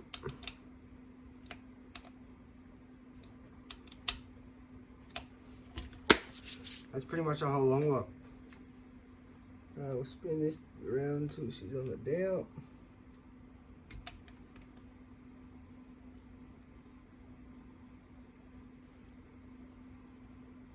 There it is. There'll be somewhere. There's one down. And then there's the other down. Alright, so with the... Alright guys, back in the shed tonight. It's currently grand final night. Geelong lost, so I'm a bit pissed. Anyway, ended up having an early night. Was at a mate's, had a barbie and some bourbons, and yeah, we lost by a pretty decent margin. I was pretty cut, so we come home, and yeah, about time we started to tinker back on the saw. Anyway, as I left it off, got the whole bottom end together, got it all the clearances on both sides done. I oiled the rings in that last night just so they had some soaking time because they're porous, so they'll suck up like more oil than you actually think.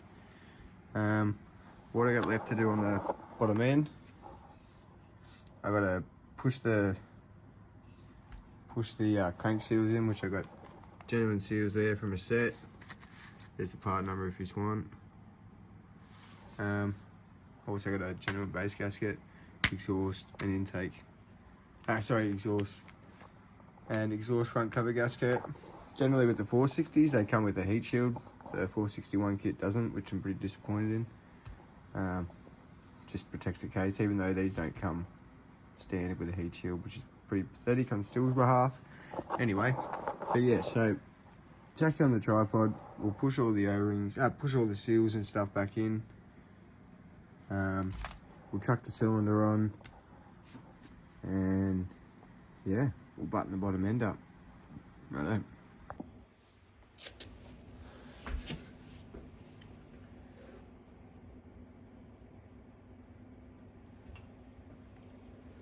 Righto, so as I said before, I start off by putting the cylinder on.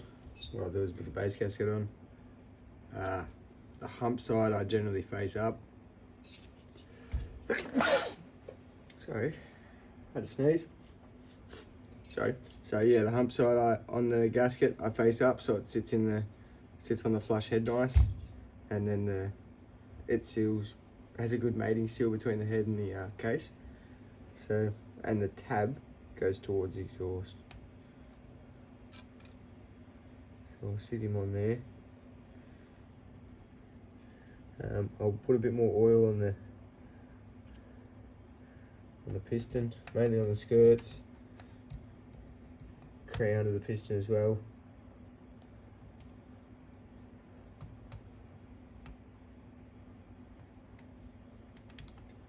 Don't really be shy. Make sure that you line your piston ring up with the little dowel. And at the end of the day, the more oil you put on here, the easier it's sort of going to go into the cylinder. So we'll even put some into the cylinder as well, especially at the front. On the bottom, down here, it tends to always grab that little lip. You can get ring install tools. I had one. I'm not sure where it is, but I've done it a couple of times now. It's pretty simple to get it in. So yes, we'll start with one. We'll push it in. Just pinch the ring. Make sure it's in that little down. Yep. So I'll pinch sit the top of the piston on there.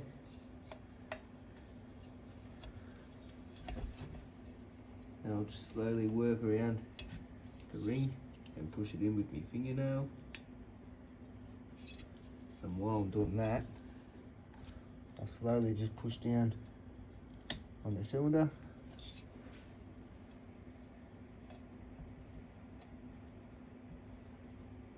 You don't want to push hard. You don't want to break the rings.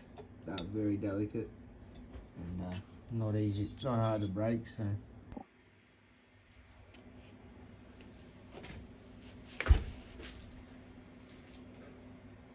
Okay, so, whoop, that was a fail. Alright, we'll start by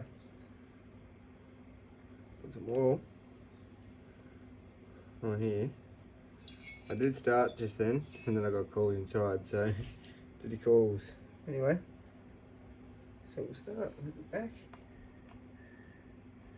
and we'll just set the piston on the top of the ring.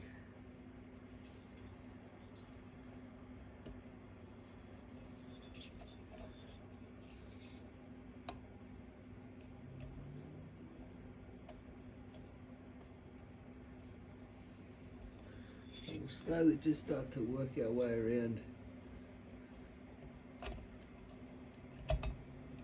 Just drop the first cylinder, drop the first piston, the ring.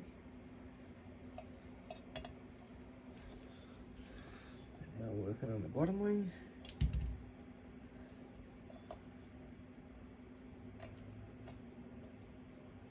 Now I'm simply just putting a little bit of pressure on the top of the piston and pushing the ring in with my nail a little bit, just to try and get it to sink.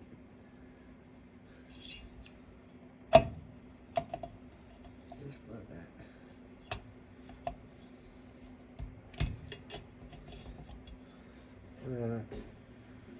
Oh no! I put it on there backwards. Only joking with this. Anyway, so got the 4 bolts here.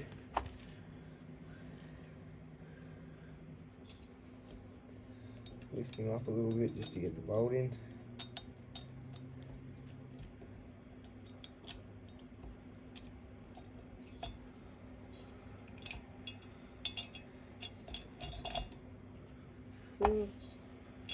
Now, no Loctite or anything on these.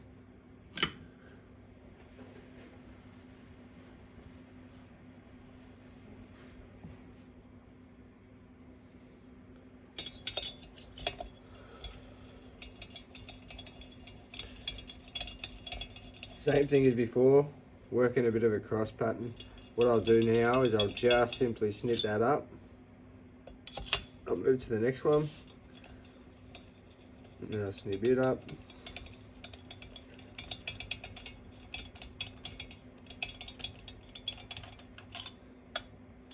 So this one. Then I'll get this one next.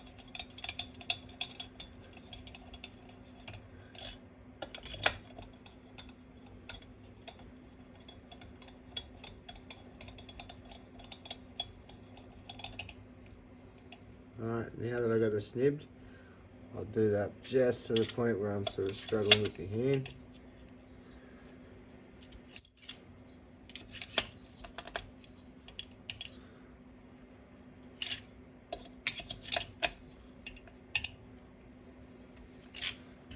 And then I'll bring the little T-bar in. Same thing as before with the crank case. These do have a torque spec. I built a shitload of saws they all had torque specs. There was a shitload of saws that didn't have it torqued to spec, and they were all fine. So what I'll do is I'll just snip it up just to the point where I turn it with this one, and then I'll get in there with the little C-handle and just double check it.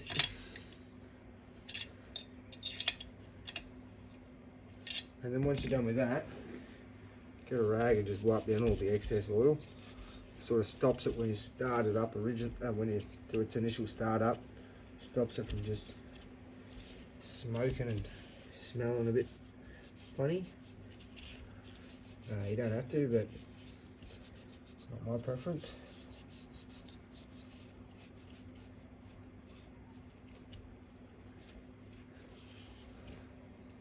See him over there. A quick wipe down just because of the case you've got to. I know the first time someone puts this into a chunk of wood it's going to get dirty again, but at the end of the day it can stay clean till then. So now what I'll do is I'll start with the cranks.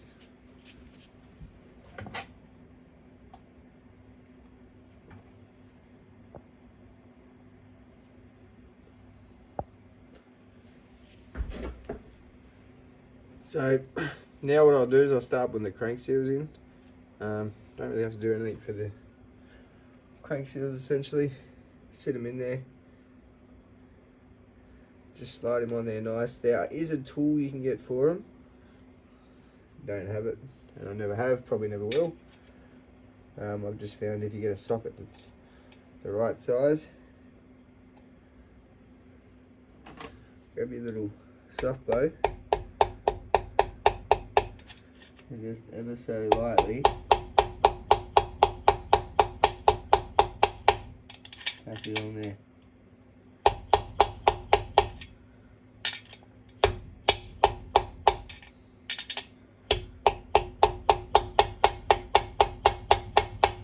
Now they don't have to be on there very far, just as long as they're sort of flush with the case.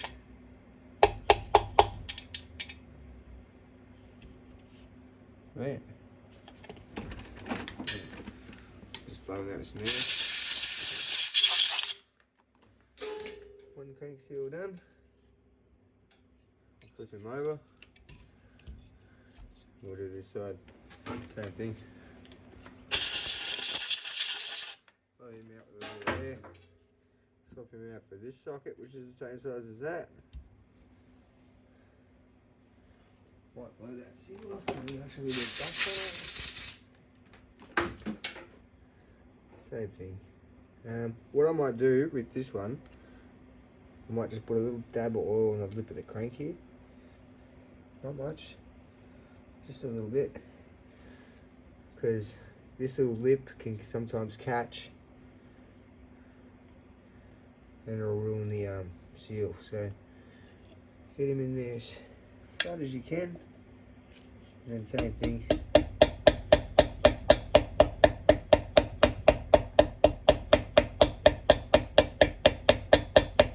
Also slightly tap him on there.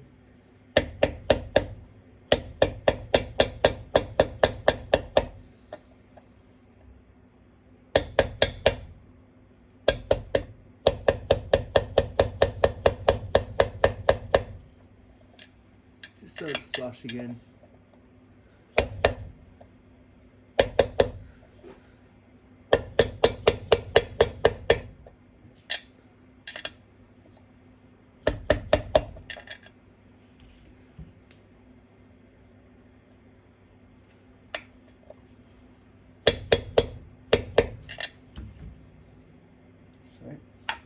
Alright, blow him up.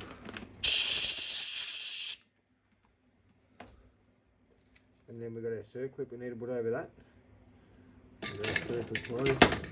Now you'll notice everything before I use the tools and stuff, I'm wiping them all off, because when I usually pull apart the saw, they're dirty as heck.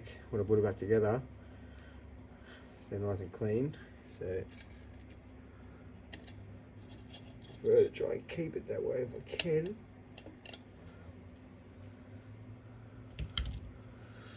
A bit of a screwdriver.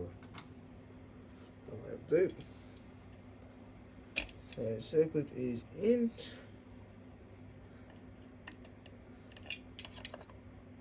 Just double check. So the last thing you need is that coming out. Ruin your day. And now we can start installing the oil pump.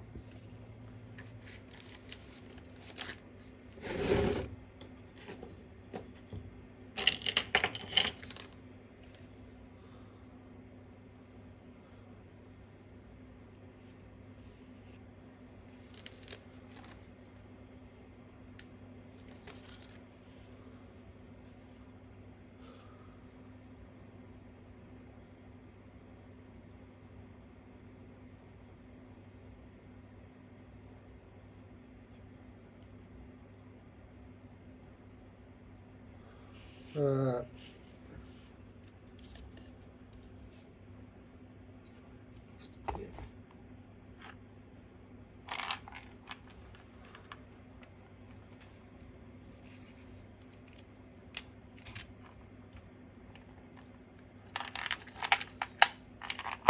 I've misplaced a little rubber.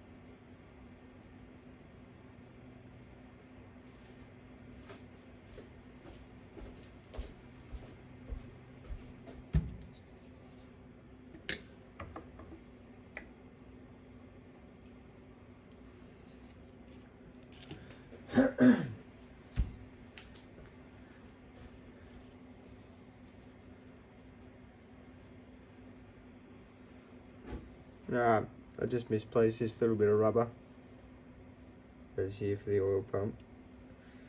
I put that in. I forgot to put that in before, and oil just keeps pissing out. Good fun. Alright, so that's on there. We can put him back on.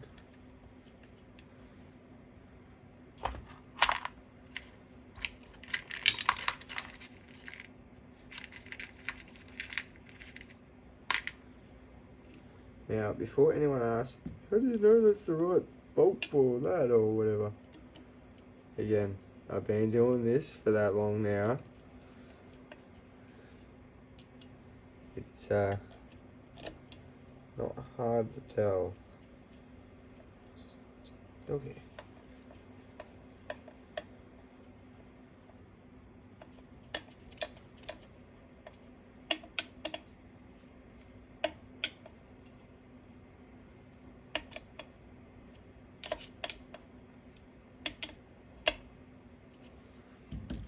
Alright, that one's done.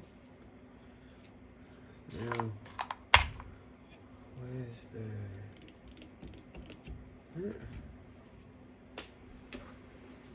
Wipe over. Yeah.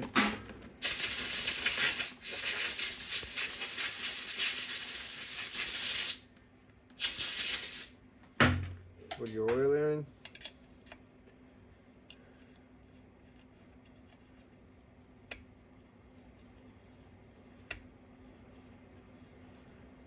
eventually find its tooth. There we go.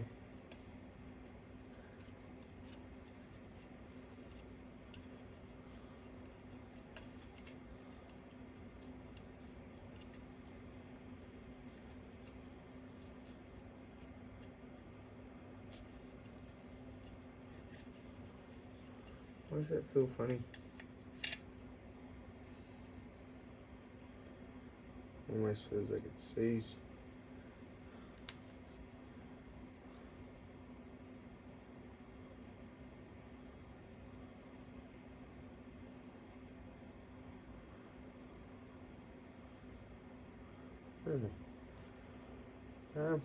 I might see if I got a different oiler because that one just seems a bit dicky.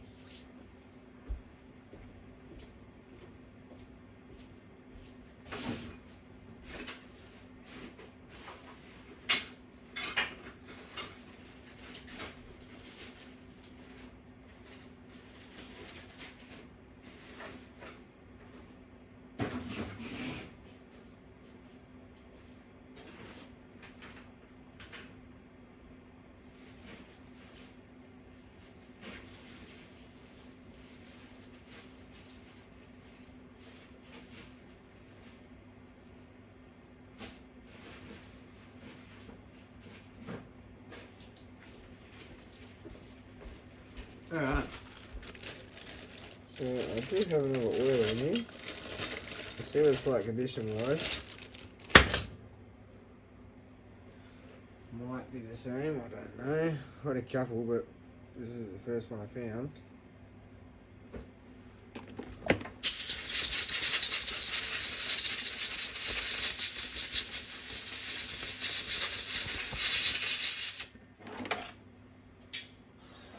I feel like this is going to be the same.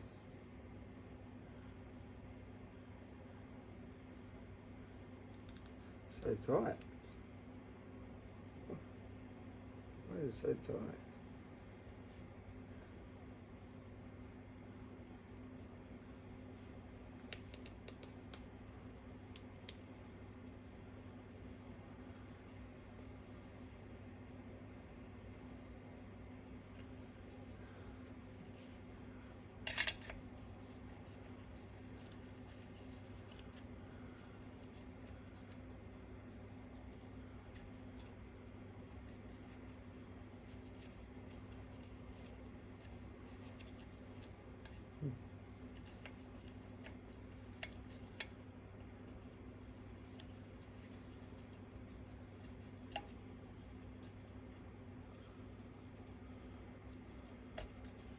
They feel any different?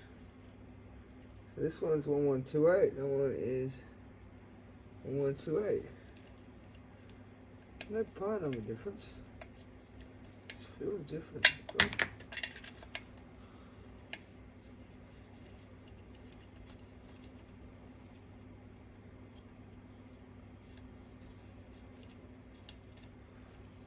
Yeah, I don't know.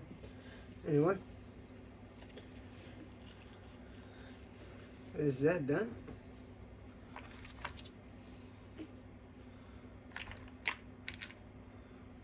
Next thing, I'll put the brake assembly back on. I'm just going to clean this up.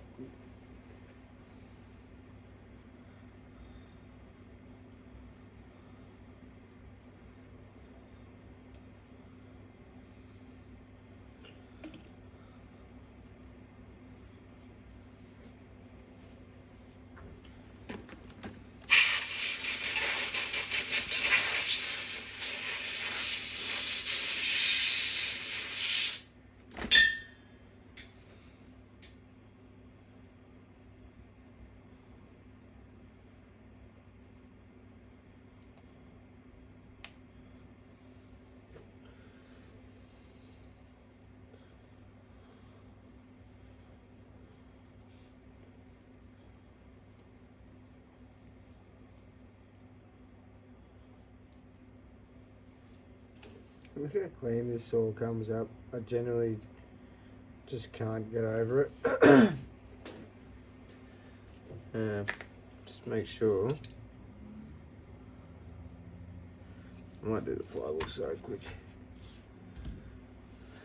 Where is the flywheel? Right, got in here. So we'll put this in first. Coil will come up really nice.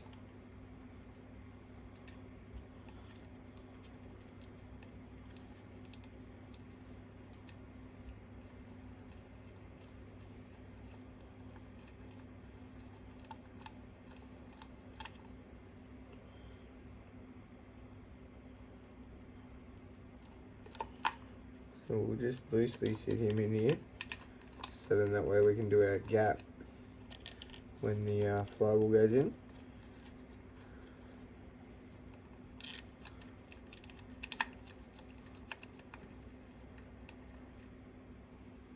I'll just finger tight him up.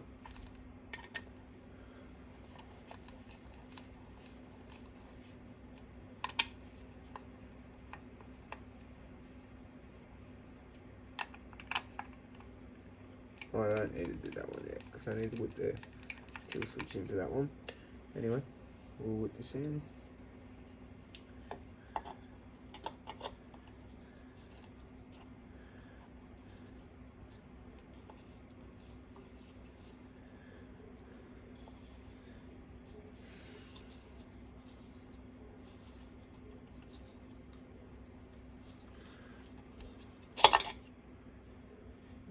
Sitting in there just right yet.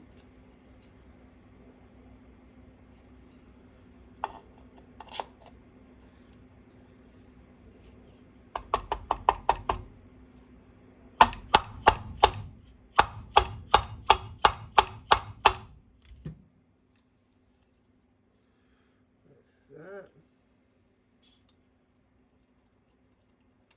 Chuck the bolt back on.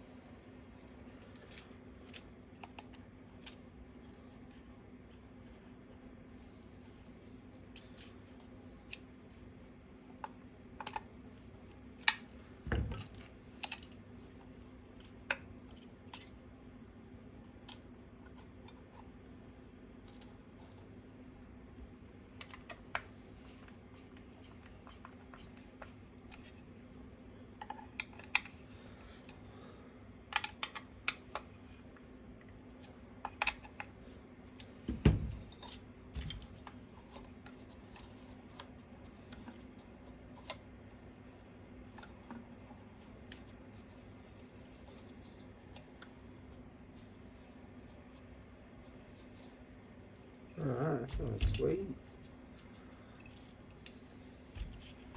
Sweet! Alright, most of the flywheel side's done. Flick him back over. We'll get to this brake. I have cleaned him.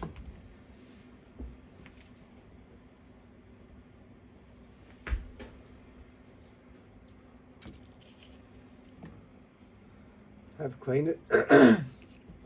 Pardon me.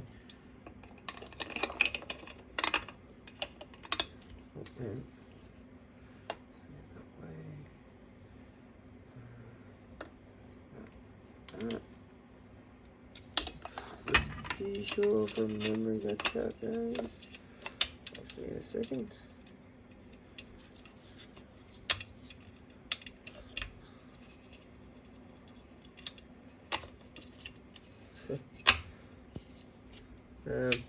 Usually I have a circuit on that. I don't know what I do with that. I usually generally put it back on there, but obviously didn't today for some reason.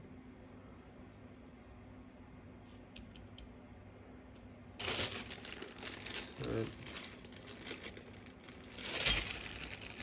I'll put the parts in.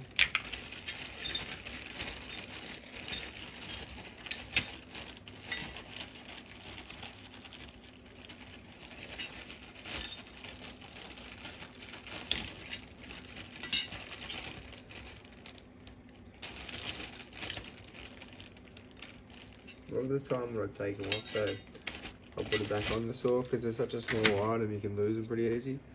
So bear with me for a second and I'll go have a look.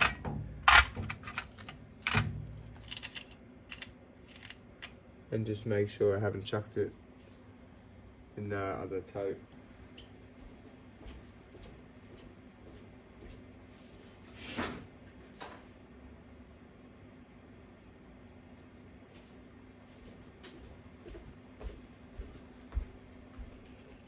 I've got a part saw here. Take the one off of it. So I can get him off.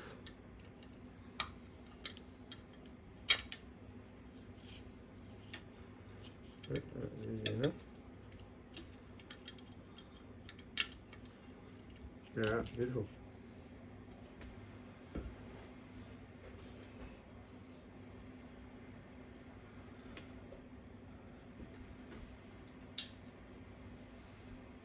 Before we put all this together though, I am supposed to have a spring in there.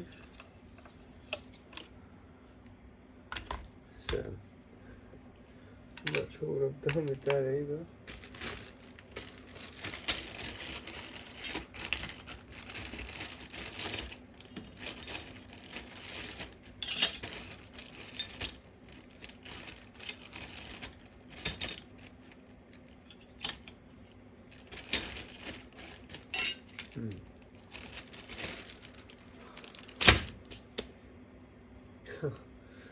Yeah, so this episode's just basically me looking for parts that I've lost. Why else would you watch the videos? Back. 2 seconds.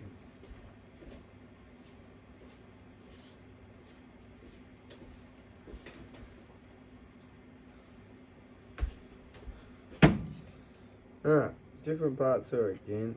This one's got the spring on it. Sorry mate, but we're robbing you as we need you.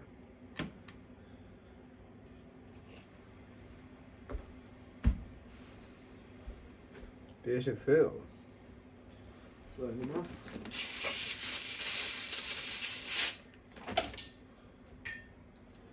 Check him. Under that. Easy applies. To that.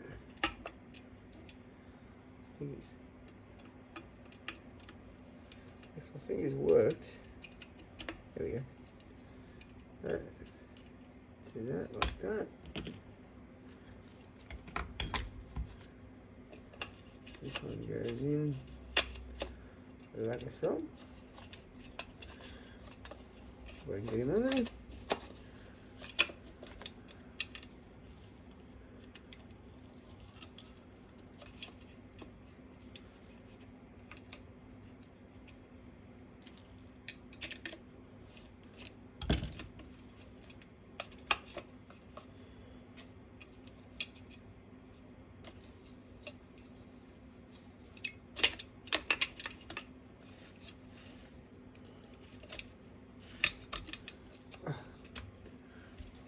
There you go. Oh, fucking dead. I didn't put this thing in there. Probably push this out of frame now. It's kind of hard to do this on the bench.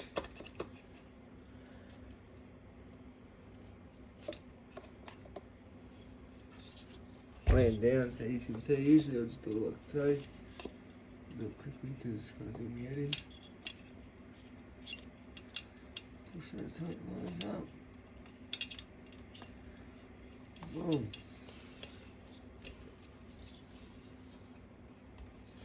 Alright, so that's on there. Push him forward. Get that there. Like so. Put this circlip onto here.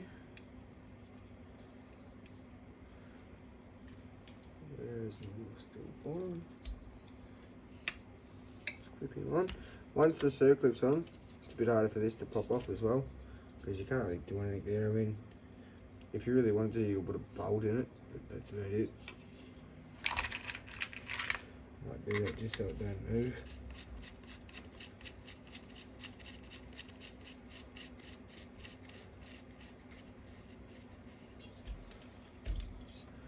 Alright, that's in there now. We're going to get the spring. Knock it on the ground.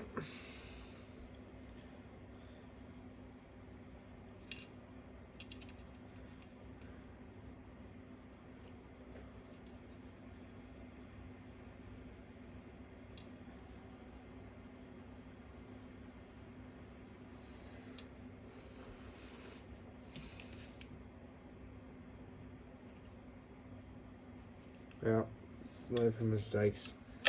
Put that on backwards.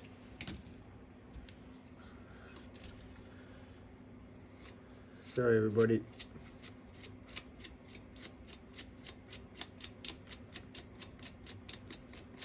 Bear with me. I'm getting there. Slowly but surely we're getting there. Not hard to bloody do.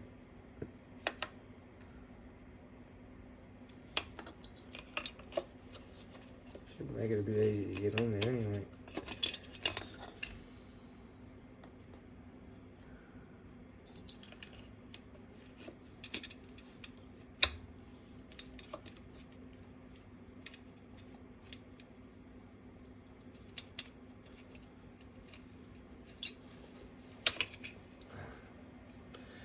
Goodness. It's glad to do it standing up like this. Sort of hard enough as it is trying to get a video of it.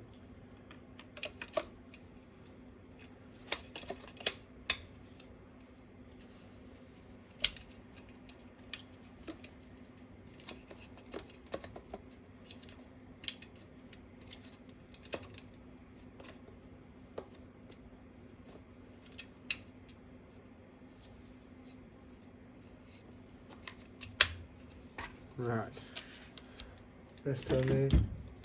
Put this circlip on quick.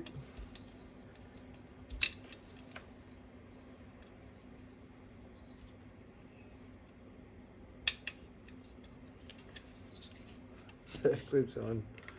And screw that in just so it doesn't move.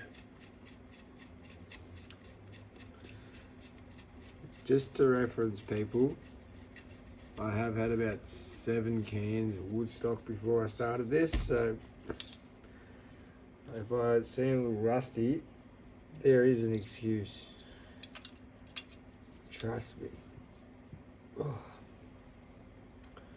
I'm not doing this because I like it.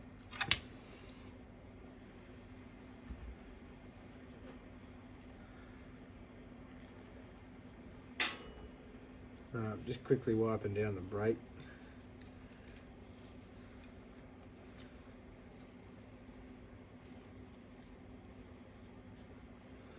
Get all the dirt and grime off of it. It's not that bad. Not really that needed. Wasn't actually that dirty, but do that anyway. Push him on there if you can, like so. And the tricky get on. Yeah, there we go. And I'll put him in there.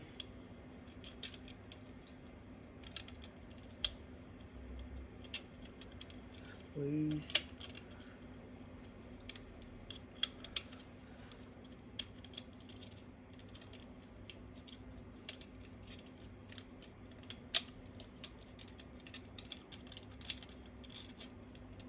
Why is that being silly? There we go.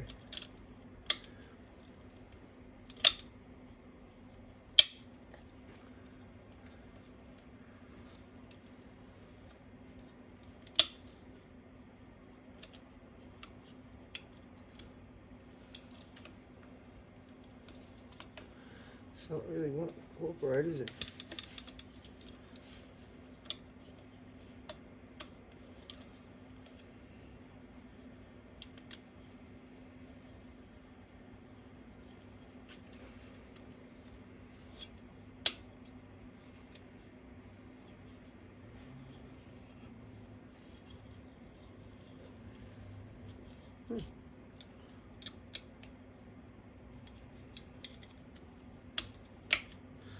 Alright. Once he's in,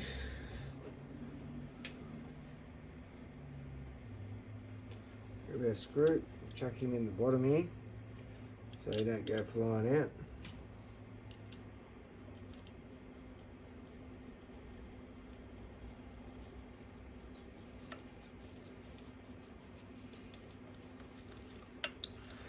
Do him up snug because we're going to be pulling this, trying to get it onto here. It's not an easy feat. I probably will scratch it, get mad about it. But the way it goes, little darling.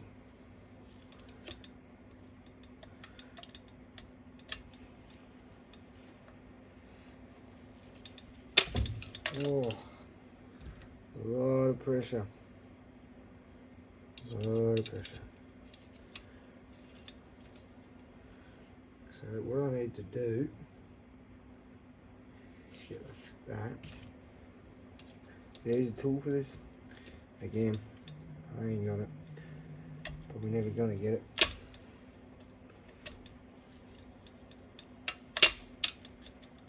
So I don't have $1 million to get it. Anyway.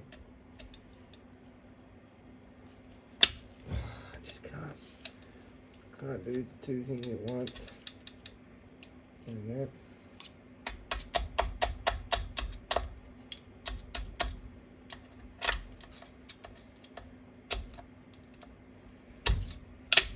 Oh, you bugger. It might have been a bit easier than that. Probably one of the worst things about putting a saw back together is this, in my opinion.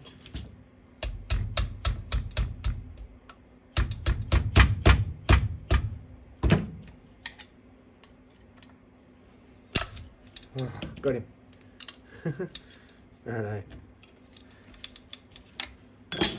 I hope that's still recording because just recorded my struggles for life just then. Alright, so in here we've got all the brakes set up.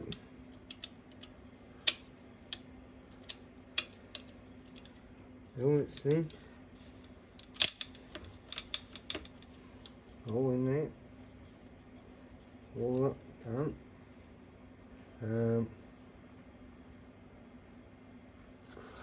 I will start with the clutch all back on.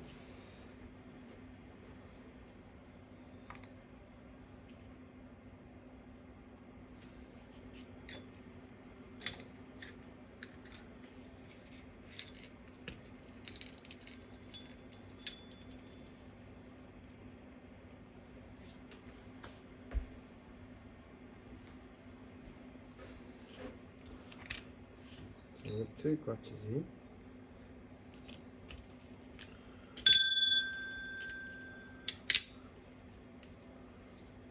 That was actually on the stage.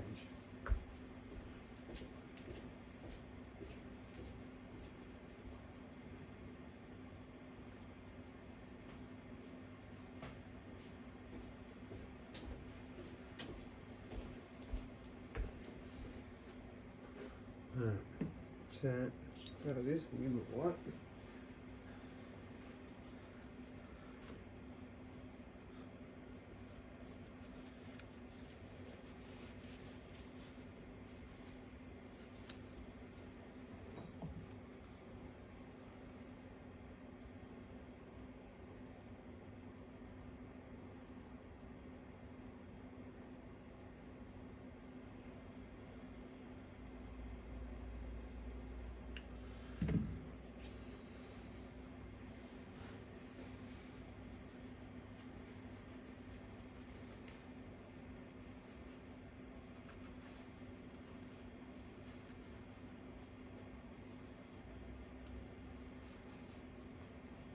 Alright, give the clutch a bit of a wipe down. That seemed a bit of fucking days. I should have cleaned that too, but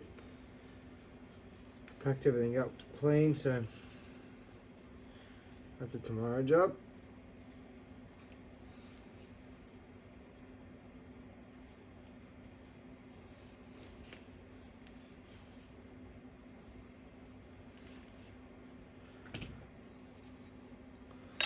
So starters, chuck them in here.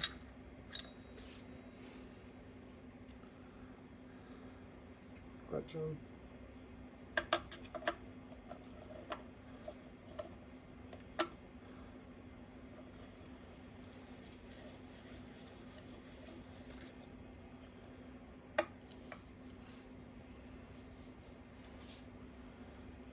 Now,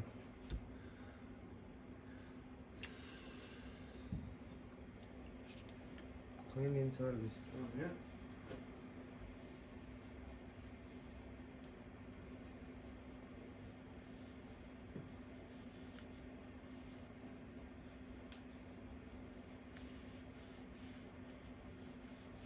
Nothing bad in there, it's just a bit of oil and stuff like that. But the more you clean out, the better it is.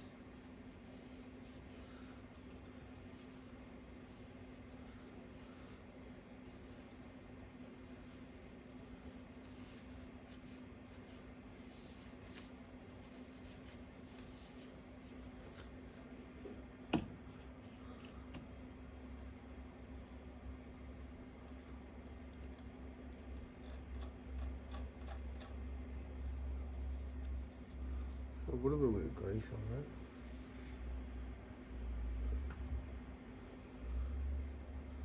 Not much, just a little.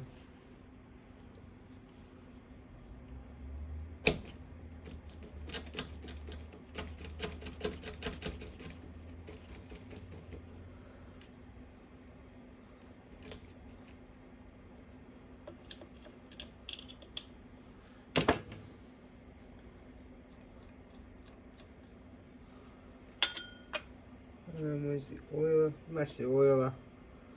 Like that.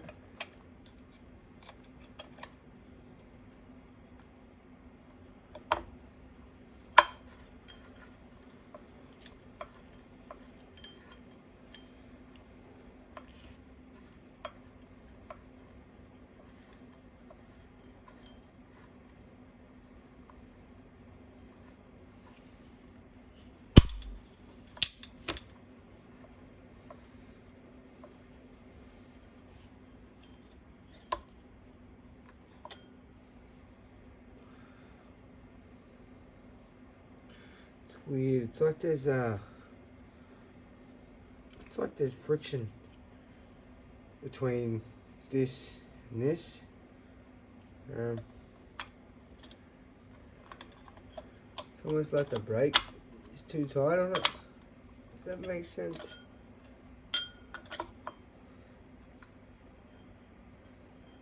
It's just not sitting in there right.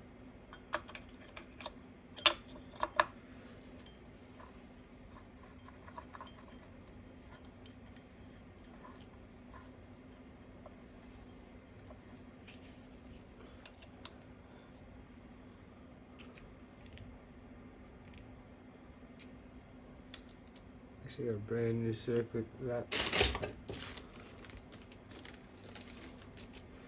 Brand new circlip. Here's the part number and washer.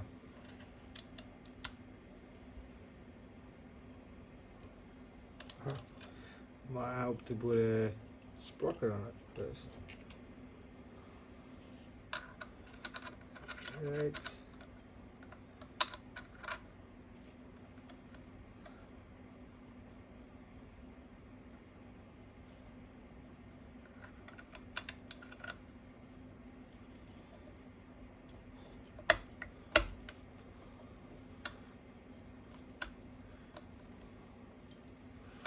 Don't want to come off. Alright, put him on there.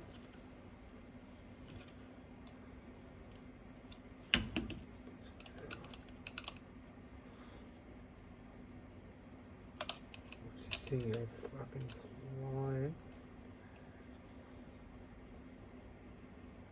It's a real tight one too, so.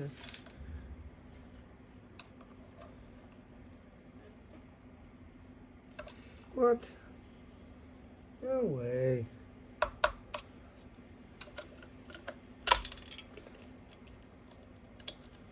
I don't need it to be that tight.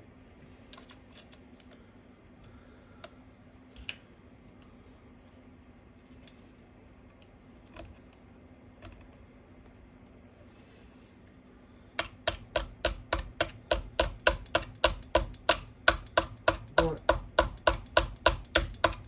The ethical way to put it on. I know this.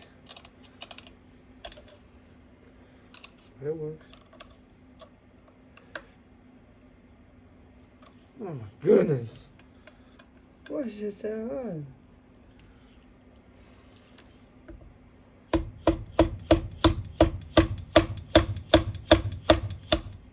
There we go.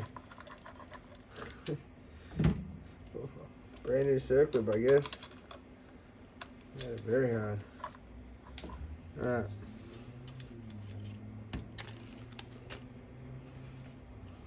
Check that back in the bag.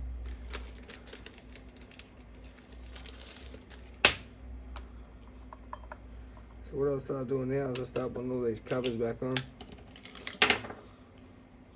All these protective covers.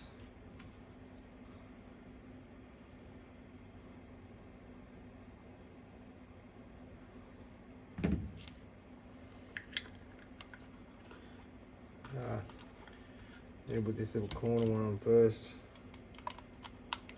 And then put this one on a little tab to line up.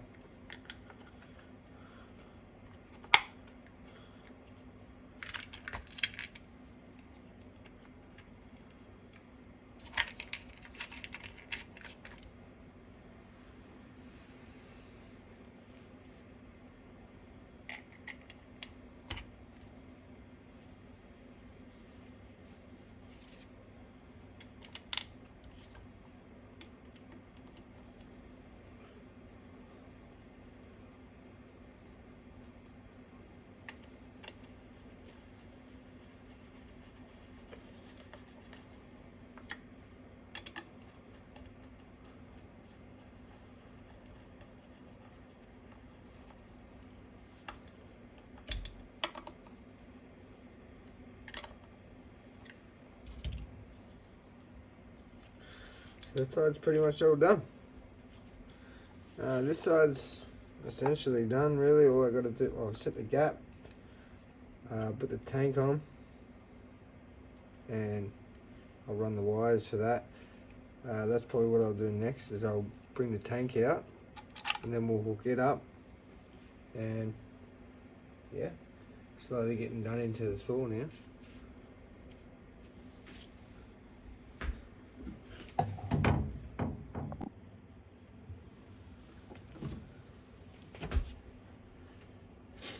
Alright, so just before we put the tank on, I'll slide this AV rubber in.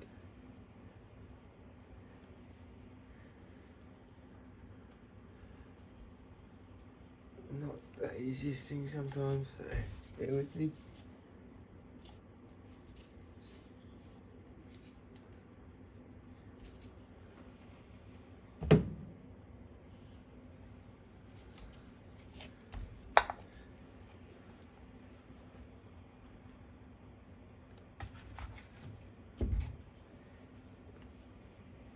Alright, that's in there.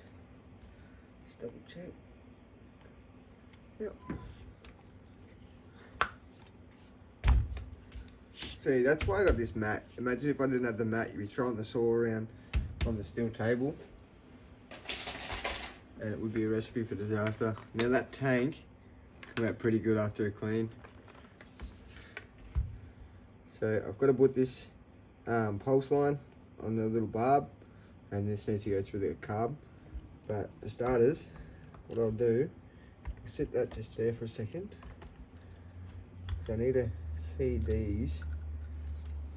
There's a little grommet on the back here, and these need to feed through it before you do anything, or you got a 20-minute, half an hour debacle,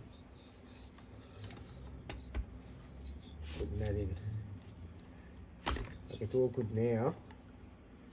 Imagine it with no room.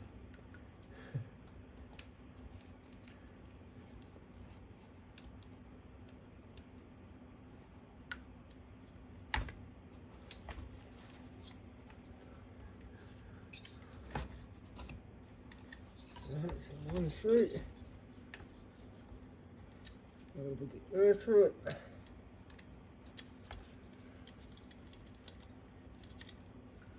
Sorry if me bald spot's in the way.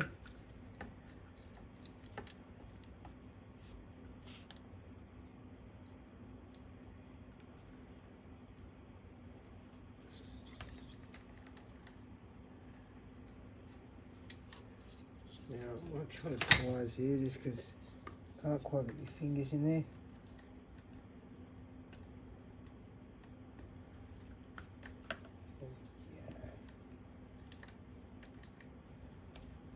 Alright, so we've got him started. Grab on this side, yep, pull into it. Alright, now they're on. It's a matter of simply lining the tank up for it to fit.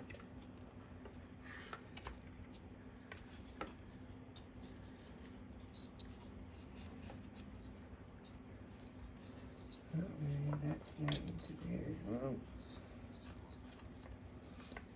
So we want to try and get the boot as lined up as we can get it.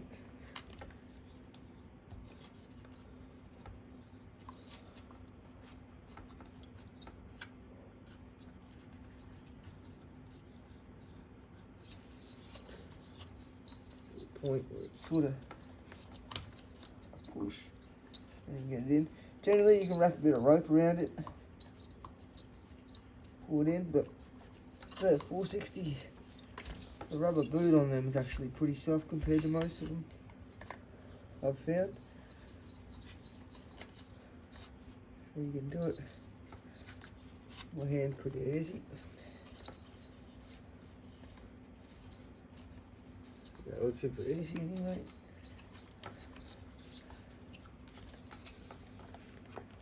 Now that's just sitting on there. Where's my little rubber? I've lost one of my little round rubbers for the boot. There we go. Alright, that boot's just come out again.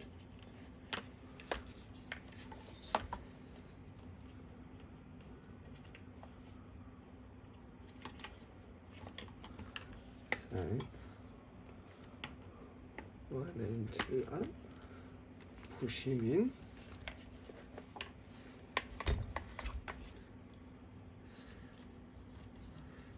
I can tilt it a little bit. Get a bit of room.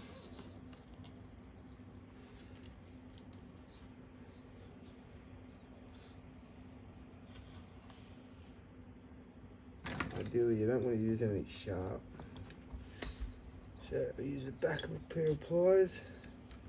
Just try and get it started in there.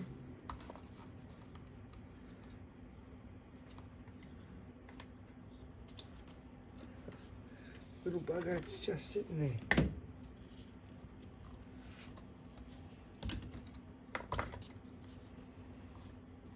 Well, there we go.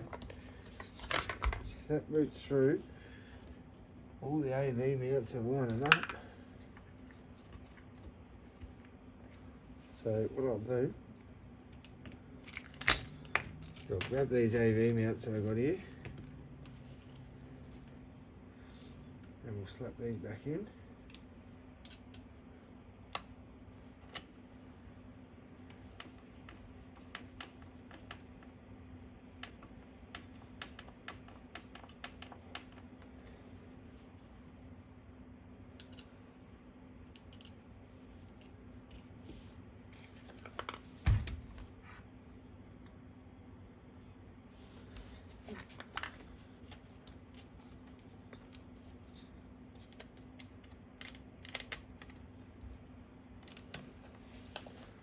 Hope these are still in frame.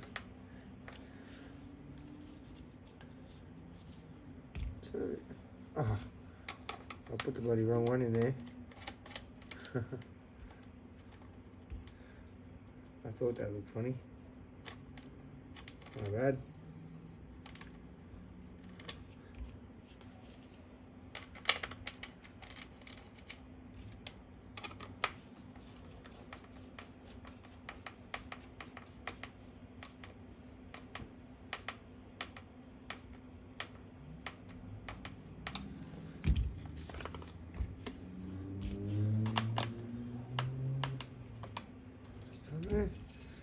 Just flip him over, flip him around. I'll do these two.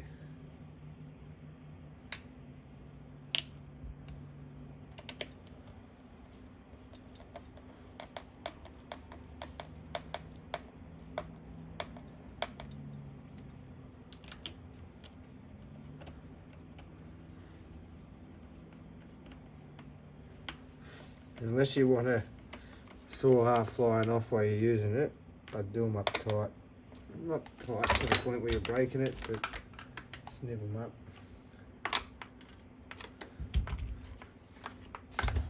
Alright, so I've got these rubber plastic caps for the AV mounts. I'll quickly get them a wipe off. If you've got brand new ones, they can actually be sort of hard to put in sometimes and take out. The used ones are pretty good because they've obviously your saws leak oil, so generally they've got a bit of a slickness to them, so they come out pretty easy and go in pretty easy too. But they'll discolour. That one's pretty good, but this one's a bit yellower.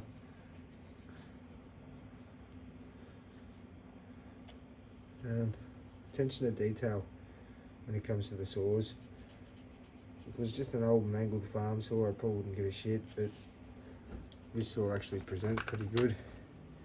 Close to brand new really, so can't hurt to pay a bit more attention, a bit more time into it. So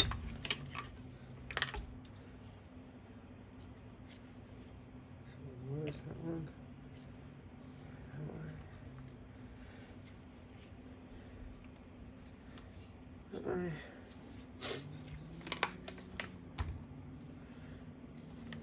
And then we'll put the carby and all that shit on now, and then the only thing left to do is the handle, and I still got to work out the exhaust.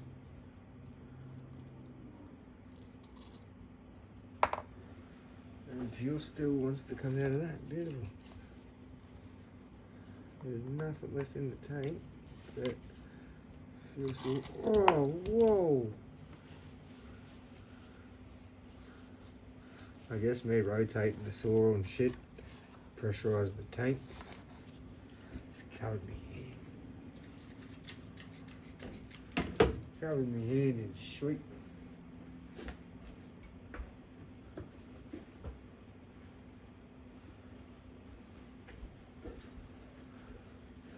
Proper shit.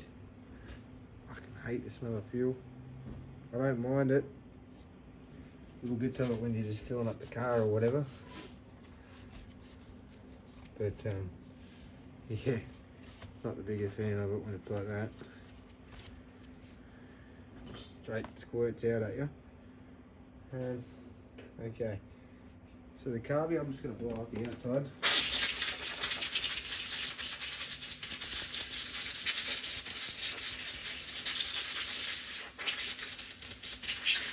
Off camera, I did actually open that, check the diaphragms and clean the inside as well, but it's been sitting on the bench, so it's obviously just gathered a bit of shit, so easy to blow it off quickly. There's that circlip I lost before, and we would have found it. Alright, so in there you've got to put this little retainer. The little humps go towards these. Clean him up quickly. This one just stops the boot itself from concaving. sucking in on itself. Check him in there, like so, like that. And then this little one, it's actually got a top side. So top, the bottom will just have your part number. Top needs to face upways, obviously. Slide him on here. And he goes around the outside of the boot. And that rubber becomes your gasket for the carb.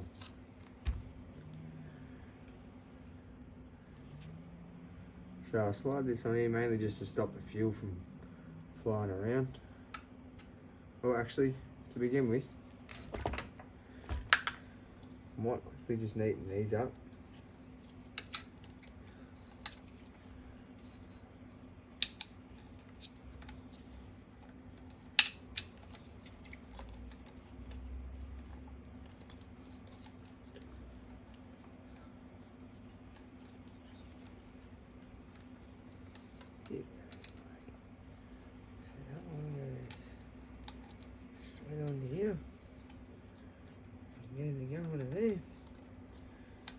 So,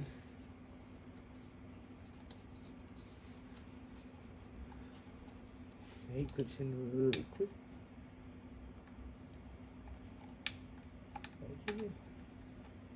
I'll get him in, like so. And this one just stays on the bolt. And you slide him in.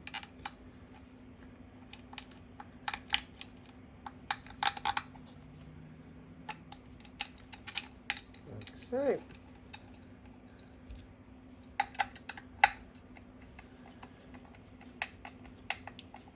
button up all these small things before you do all the bigger things. That way you're not getting halfway through your job and then you realise you forgot something. Alright, that's all in there, that's buttoned up. Anything else for this side? Nope. This side is clear, we've got the tank to put on, that's nothing big. Oh yep, intake boot. So that little intake, you're not going to be able to see it up there, but I'll grab him just with a big pair of long nose pliers. Just be very delicate with it. You only get one of them.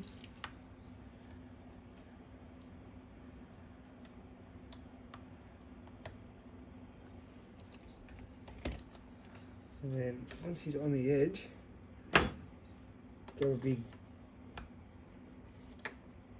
blunt flathead screwdriver, so not one with sharp edges or anything, it's a blunt one. And slide him on there. Just make sure he's on there, double check both sides. Can't hurt. And yeah, that's on there, that's good. Is that tight? Just check that intake boot.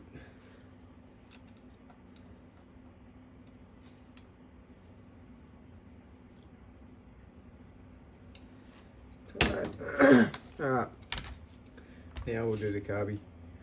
So, one off, slide him in first.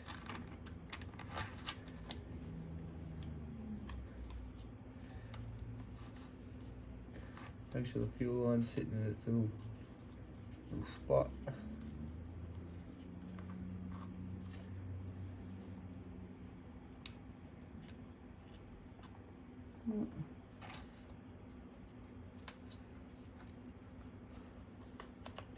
Alright, so that's in there.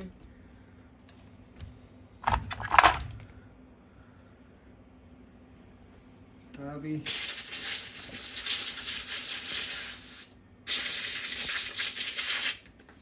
Wash off this boot.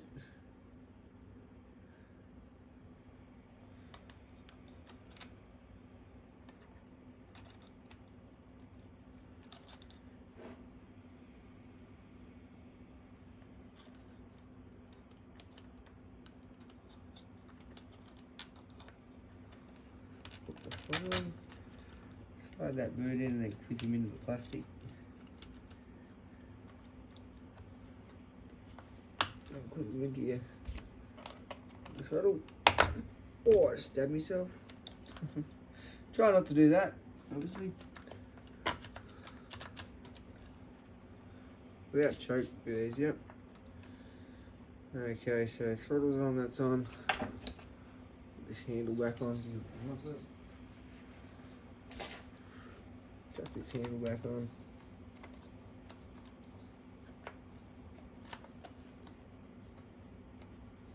Why does that not feel like the right handle?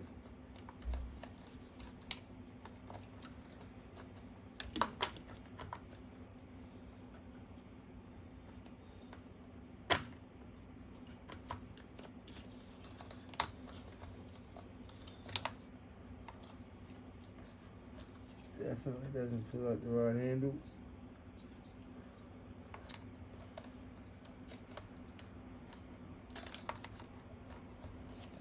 Oh, it is. Don't know what I was doing. That. There's our handle bolt. There's the screwdriver.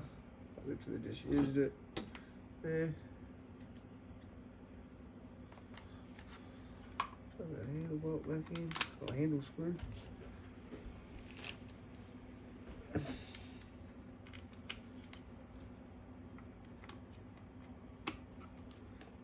Again, I apologise if I'm out of shot.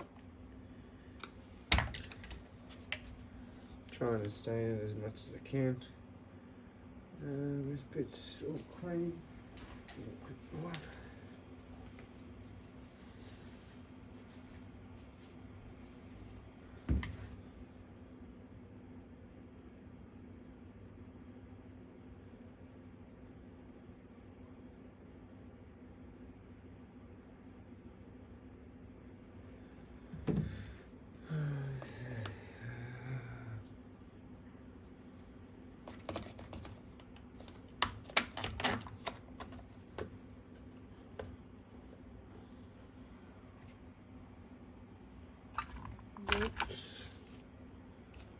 And our air filter thing, air splitter.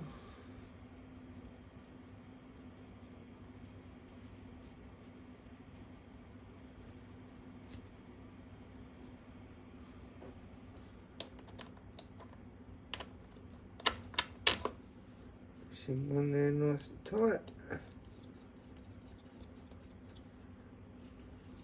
Sort of love this stage of the chainsaw builds because it's where you can sort of kick back and go, well, sort of worth it.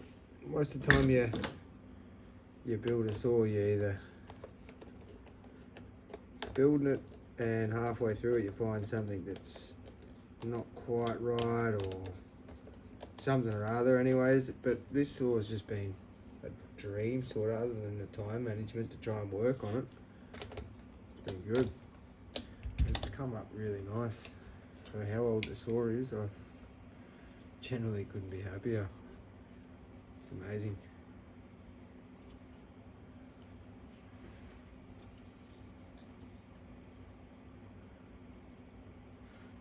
So now,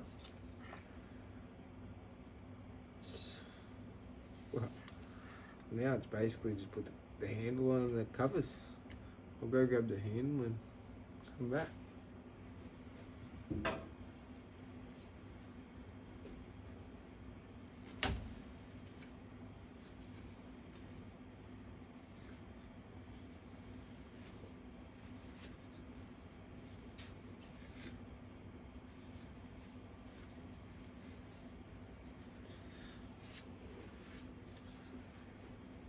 Let the handle swipe it down a little bit.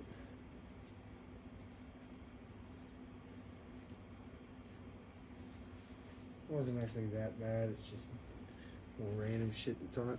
Yeah, some stuff in that. First of all, I'll take these bolts out.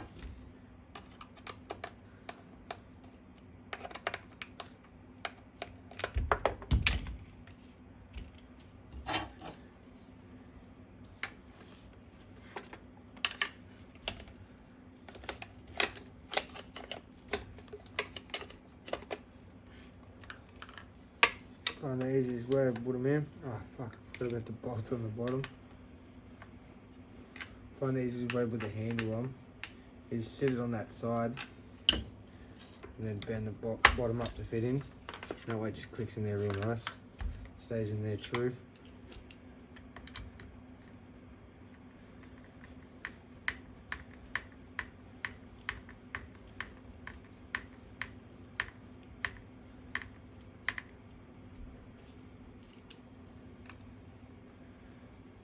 You don't want to do these up too tight, but you want them up tight. You don't want to be breaking it. I mean, obviously it's only going into plastic, so it is strong plastic, but you'd be surprised how much force there is on a screw that's just doing up in the plastic.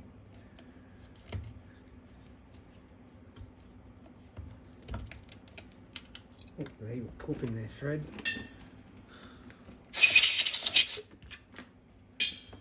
Awesome.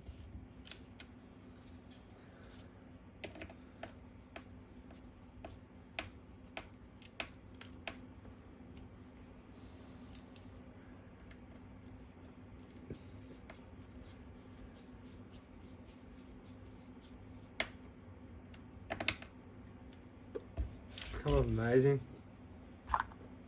This little doodad for the carb. Chuck that in here.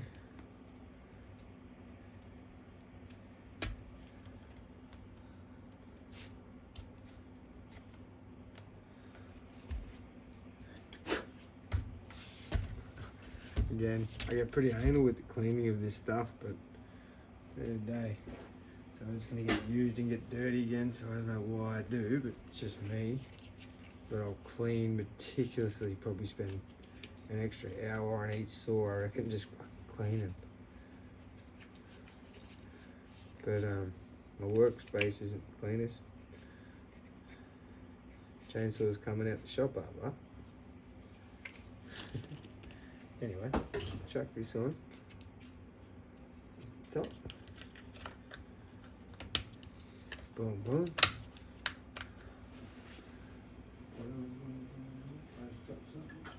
Hose. Got a side casing, I'll chuck that on.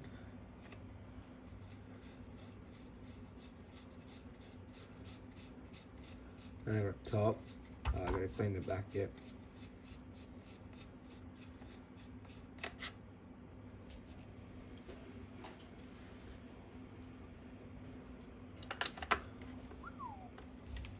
Coming up real nice.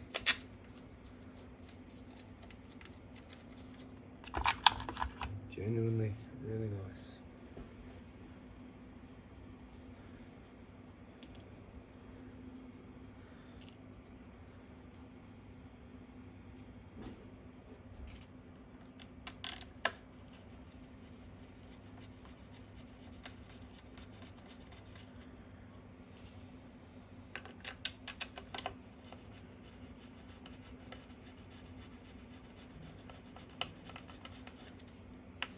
I really do hope it's still recording. Can't actually see from down here. Yeah.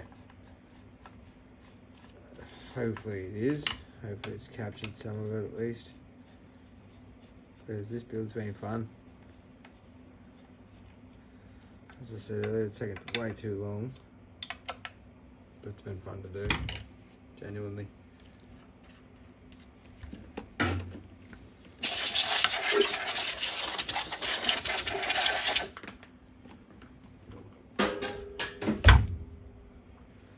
That.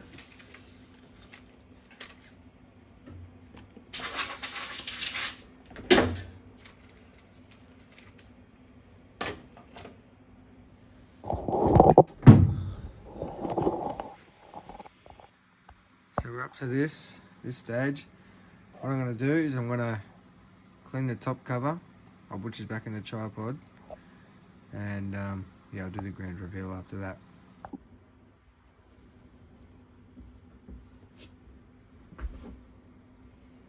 Alrighty, time's come to finally put all this back together.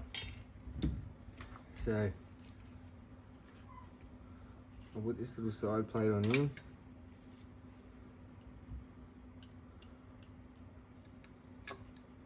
Cleaned all the covers off, they look grouse.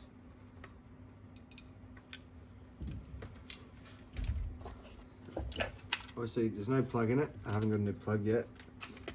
So as soon as you get a new plug, I'll put the first thing on. Here.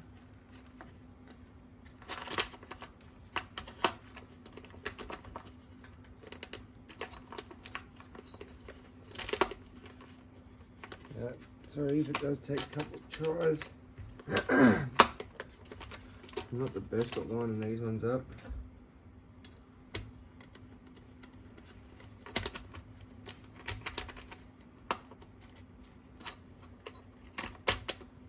There we go. Set him on there first. Do this one up.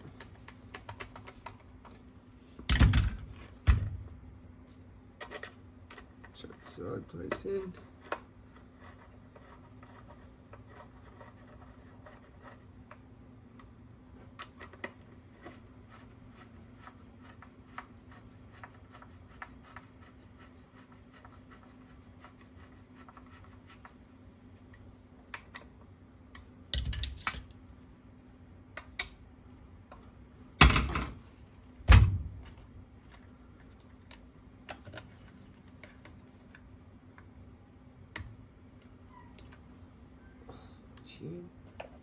Alright, chuck this cover on there. Oh, sorry. I missed an important bit, sort of.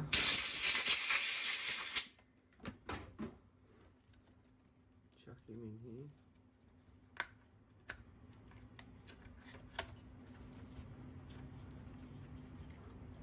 Again, I will put a new plug in this. So that's the only reason. This is just a demonstration to show what it's going to look like. A new plug and a new air filter.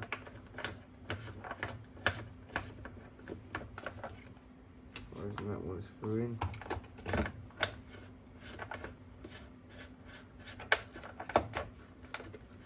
There we go.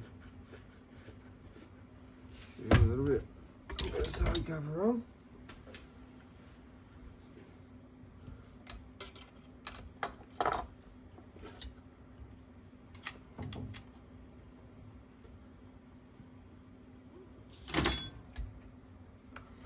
Right there.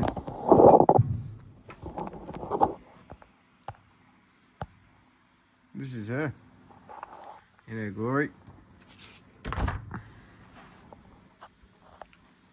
The saw has come up immaculate. Don't get me wrong. There's no pitch. No exhaust on it yet. But I can't complain. I mean, check this saw out. This is done, bugger all work. And now it's probably got another 10 years on it. It's on its life. Do that up a little bit just so it's not flopping around. When I got the saw, the case has a little crack here, and on the inside has a little crack on the inside. That's the only letdown on the whole saw, really. When I get an exhaust, I've still got to figure out whether the 460 exhaust is going to fit it. But once that's done, I'll see how it runs. I don't think I should need to tune it. But yeah, we'll slap the exhaust in, put some fuel in, and we'll start it together.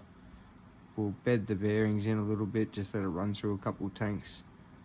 And yeah. Who knows, might see this one cutting some wood future episodes. So, yeah, cheers. Righto. So, I've ended up finding a 460 exhaust that fit. The one I tried last night didn't try, I don't know why. I tried a different variation, didn't work. The bottom bolts didn't align for some reason. Whether the person before's got that off a different saw and tried to modify it for a 460, I'm not too sure, but ended up getting a genuine Stihl, just a 460, single port exhaust. I was trying to find a dual port, but anyway. So yeah, saw's buttoned up. Got a new NGK plug. Got a new filter and also a new pre-filter. If you want the part number for the pre-filter, there's that. Sort of helps. It's a little pre-filter, stops a bit of the dust. But yeah, so we'll slap the cover on it. All that's really left to do now is chuck some fuel in it and see how we go. So stick.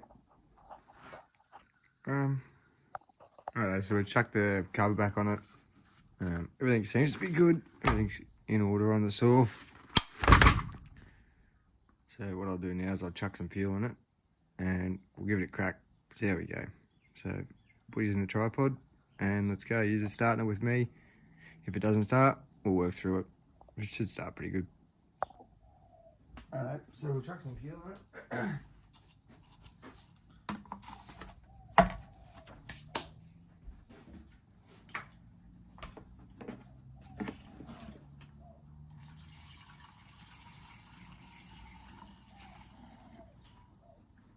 Enough. This fuel's actually pretty old. Should really go down and get some more.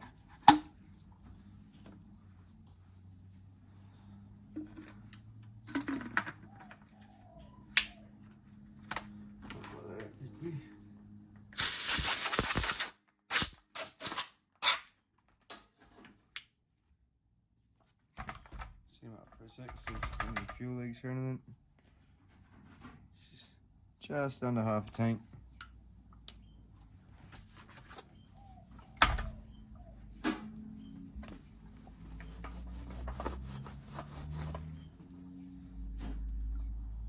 We'll do that up just so we're not getting a I don't know, when my spanner's gone. Oh, well. It'll work for now. I don't know. So I'll flick these around and let's see if this thing starts. There you go.